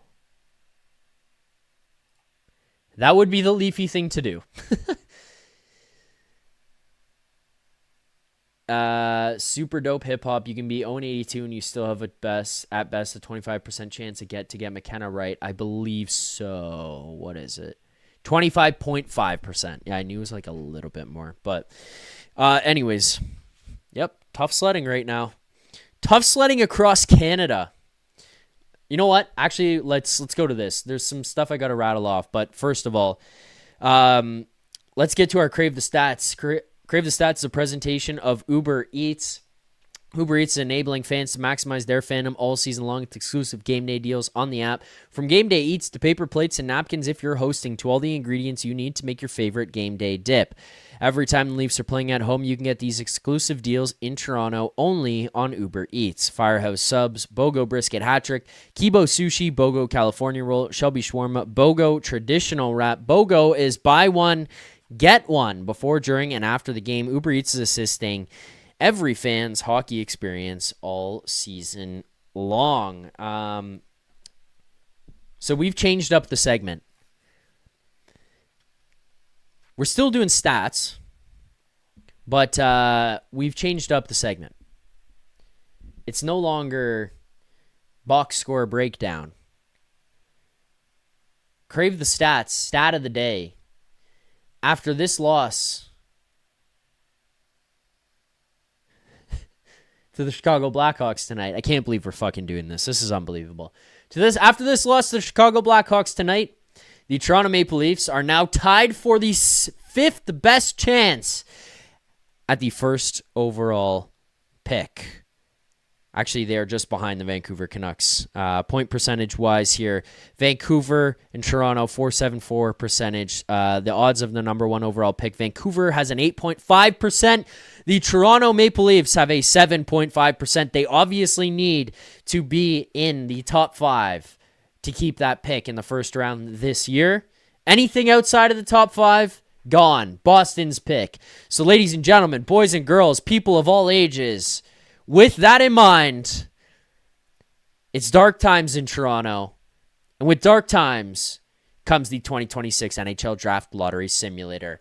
Sim the lottery. Fuck! We dropped one.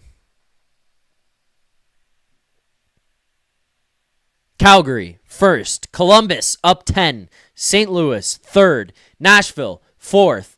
Buffalo, drop 1 to 5th. Vancouver, drop 1 to 6. Toronto, drop 1 to 7. The Boston Bruins pick 7th overall. The Toronto Maple Leafs are out of the first round.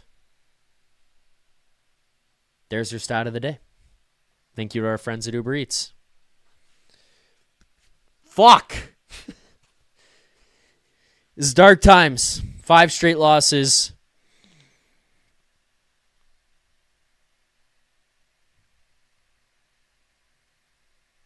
Hello, darkness, my old friend. I've come to talk to you again.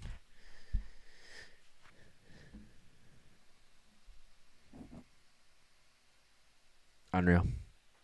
Super chats. Let's rattle some of these off here and we'll wrap up the show tonight. We've been going for 2 hours again. I don't know if this is sustainable.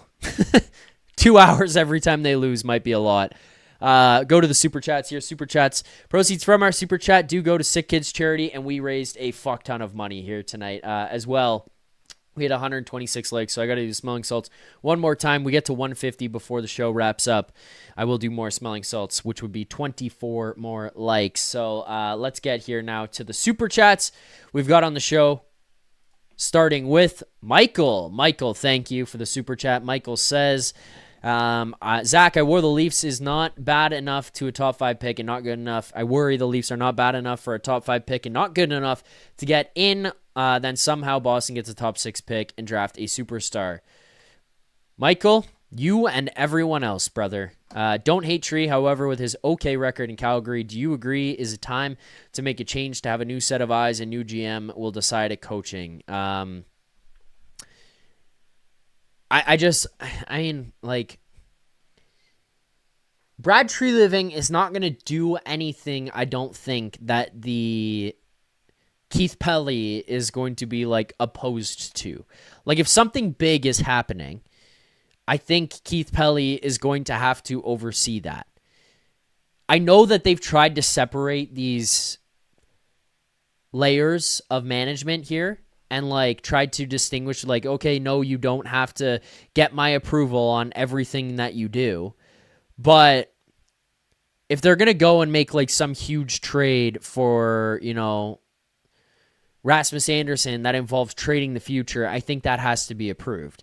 I think if they're going to go make some trade that trades away Austin Matthews or William Nylander, that's got to be approved. I don't think Treliving is going to do something drastic here that's just going to get slid past. So I don't think he can ruin the team that without the approval. This is also putting a lot of faith in them to do the right things, but I don't think that he can necessarily ruin the team without the approval of MLSE, at which point, no, that change isn't going to happen. I also don't know what a new GM does coming in here. The first bullet is the coach. The second bullet is the GM, but coach first. Michael says, my friend is a trainer. He said he is certain majority of veterans are out of shape. They were lazy in the summer. This is a reason they will easily run out of gas. I mean, I don't think it's necessarily that they're out of shape. I don't really think these guys came in here 4 months off like Michkov. I think they're older, and I think they're just naturally slower players. Maybe I'm wrong. Another super chat, Nikita. That's our boy who called in here earlier from Chicago here tonight. Praying for the sick kids. Thank you, Nikita, for the super chat.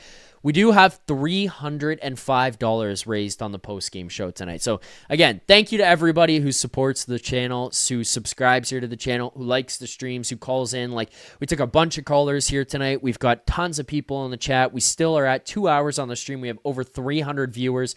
We're almost at 130 likes. We have 300 people, $300, donated from people. Proceeds from our super chats are going to Sick Kids Charity. It's amazing stuff that we're doing here on the channel that we're able to be a part of, the initiative that you guys have put forth. I'm just happy to be the face that you guys are sending the money in at. It's not even to me. This is proceeds from these are going to holy words are not my favorite thing in the world right now. Proceeds from these, from super chats, are going to Sick Kids Charity. So amazing stuff that you guys are doing. I could not thank you guys more for that. But yeah, $305 donated on the stream tonight. So thank you guys. PSF1 says as well, again, for the kids. I think PSF1 himself maybe has donated $200 here tonight. So thank you. It means a lot. It's really, really awesome stuff. Thank you guys. Super Dope Hip Hop says, didn't Zach just clown people saying Leafs aren't a playoff team a week ago? Yeah. because I believed that this group had it in them from like a give a fuck standpoint. Like I don't think that this was like the greatest team in the world, but again, let's look at the standings really quick. They're 4 points out of being tied for second in the Atlantic Division. I think that they gotta fucking bear down here, but we're talking about the Montreal Canadiens like they're the Harlem Globetrotters and the Maple Leafs like they're the worst team to ever put on skates. They're 4 points apart right now, 19 games into the season. Montreal obviously has played one less game than the Maple Leafs, but like Ottawa also at 22, New York also at 22, the Rangers also at 22, the Red Wings, the Flyers ahead of them with 21, the Lightning 20, the Blue Jackets 20, the Panthers 19. It's a lot of fucking teams I rattled off. My point being, I don't think this team wins anything. And if they play like this and don't have any type of intensity or fire under them, they're never winning anything. So that's where it comes to, and they're not making the playoffs.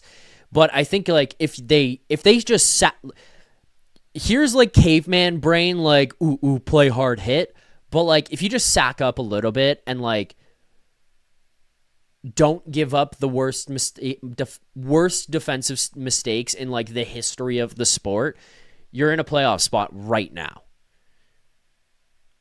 Like, you have 2 more wins on your schedule. You win this one tonight against Chicago if you're not fucking idiots out on the ice. So, like, that's just where I'm like,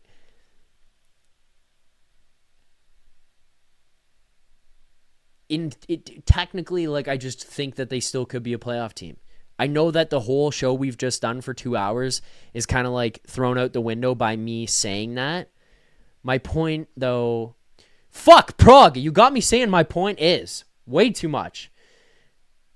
Point being, you're far away from winning a Stanley Cup. In the mediocre East, you're pretty damn close to being in the playoffs. That's all the super chats. We do have one more smelling salts to do. We did hit 134 likes here, so that means the second set of smelling salts. Thank you for liking. There were some nasty screenshots that got dragged out of me by our friends who watch the sheet heads who come here and were spreading those on the internet. Didn't need to see that, but me doing the smelling salts. Let's get to our best bet segment. Our best bet is a presentation of Bet365. Thank you to Bet365 again for sponsoring. This one stings tonight, ladies and gentlemen. Whatever your bet is, it's never ordinary at Bet365. Download the app and get in on the game. Use the code NATION, N-A-T-I-O-N. That's code NATION, N-A-T-I-O-N. Bet365 must be 19 or older. Ontario only. Please play responsibly. Bet tonight lost, just like the Maple Leafs did. Brings our record on the year to 10-18. Again, not about the record. It's about the wins and the losses and the best bets. This one is why this is why this one stings. We lose a half unit on an Easton Cowan anytime goal. That's $50 that drops us down tonight. To $180 profit on the season. We've given out 28 bets. We are still profiting $180. That would be 1.8 units we're up so far. This stings because Easton Cowan had some quality chances. Early on in the first period, I think it was Nyes makes a pass over to Cowan. He just misses the net.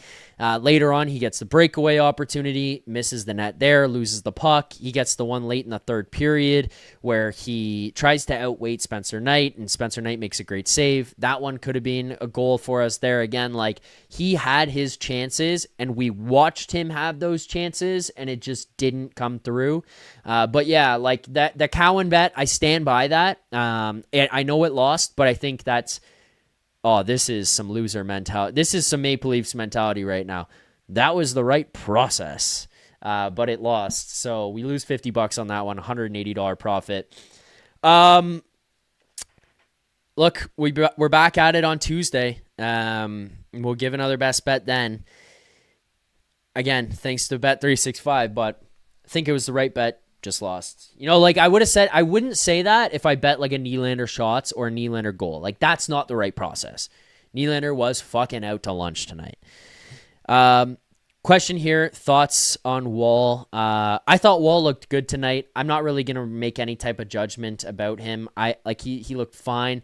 There was a couple times he looked a little bit scrambly where he made a big save or he made something in tight, or maybe one came through from the point where all of a sudden he just didn't look like he was the most confident in where that puck was after it hit him. Did he have it? Did he lose it? Was it behind him? Did it pop out to somebody where you could kind of tell like he was trying to get up to game speed? He was a little bit behind, but I mean, otherwise I thought he was fine. This one's not on Joseph Woll.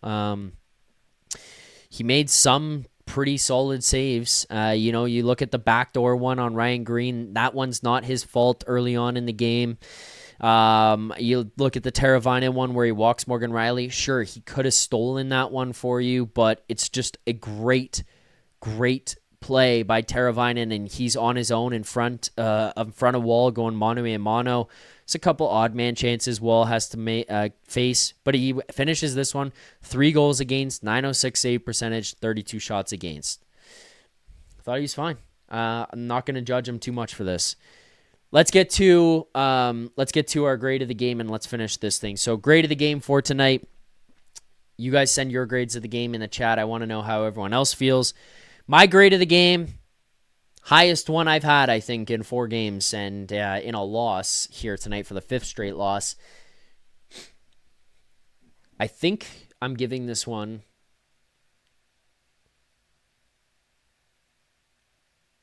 I was going to give it higher, and I'm starting to second-guess myself. I think I'm giving it a C. I think they played mostly the right way. I thought Wall looked good. I think Jake McCabe is struggling right now, having to play 24 minutes and 55 seconds. Morgan Rielly plays... Like, this is the problem you've got. Philippe Myers, 8 minutes and 47 seconds. Dakota Mermis, 8 minutes and 20 seconds. Simone Benoit, 19 minutes and 28 seconds. That means the minutes have to be somewhere else. Ekman Larson, 26 minutes. Jake McCabe, 24:55. Riley, 25:21. Joseph Woll, at least a 906 save percentage. Easton Cowan looked good. He got a lot of minutes here tonight. 4th line, rather unnoticeable for me. I thought Dakota Joshua was fine. Again, 5 hits tonight. He's got two shots on goal. I thought that they looked like decent in terms of the forecheck. Again, there's a lot of times, though, you watch them and it's like, holy shit, just don't even dump that puck in because you're not even close to getting it back. But I think I might go with like a C- is where I'm going to get to. That's my final grade.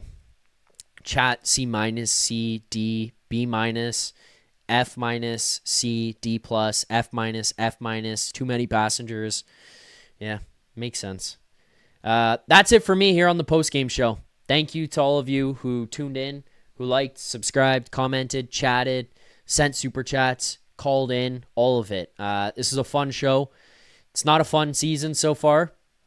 We have been ripping some long-ass streams over the last 3 games.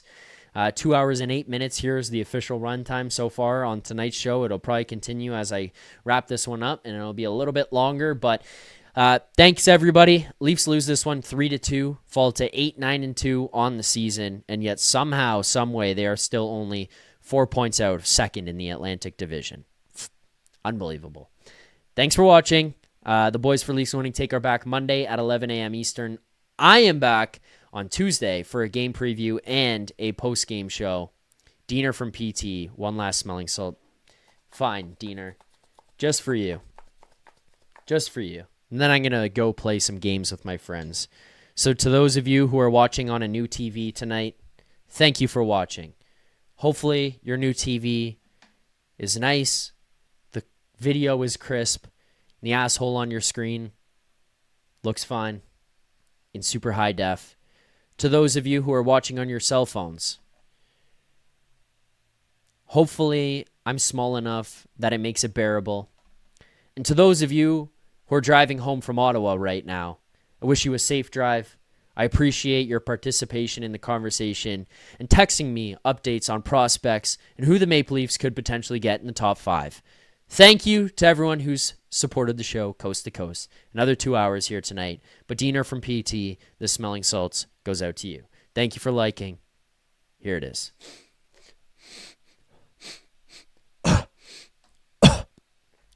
Ladies and gentlemen, thank you for watching. That's all for tonight. See everybody back here on Tuesday. Until then, one way or another, keep leafing.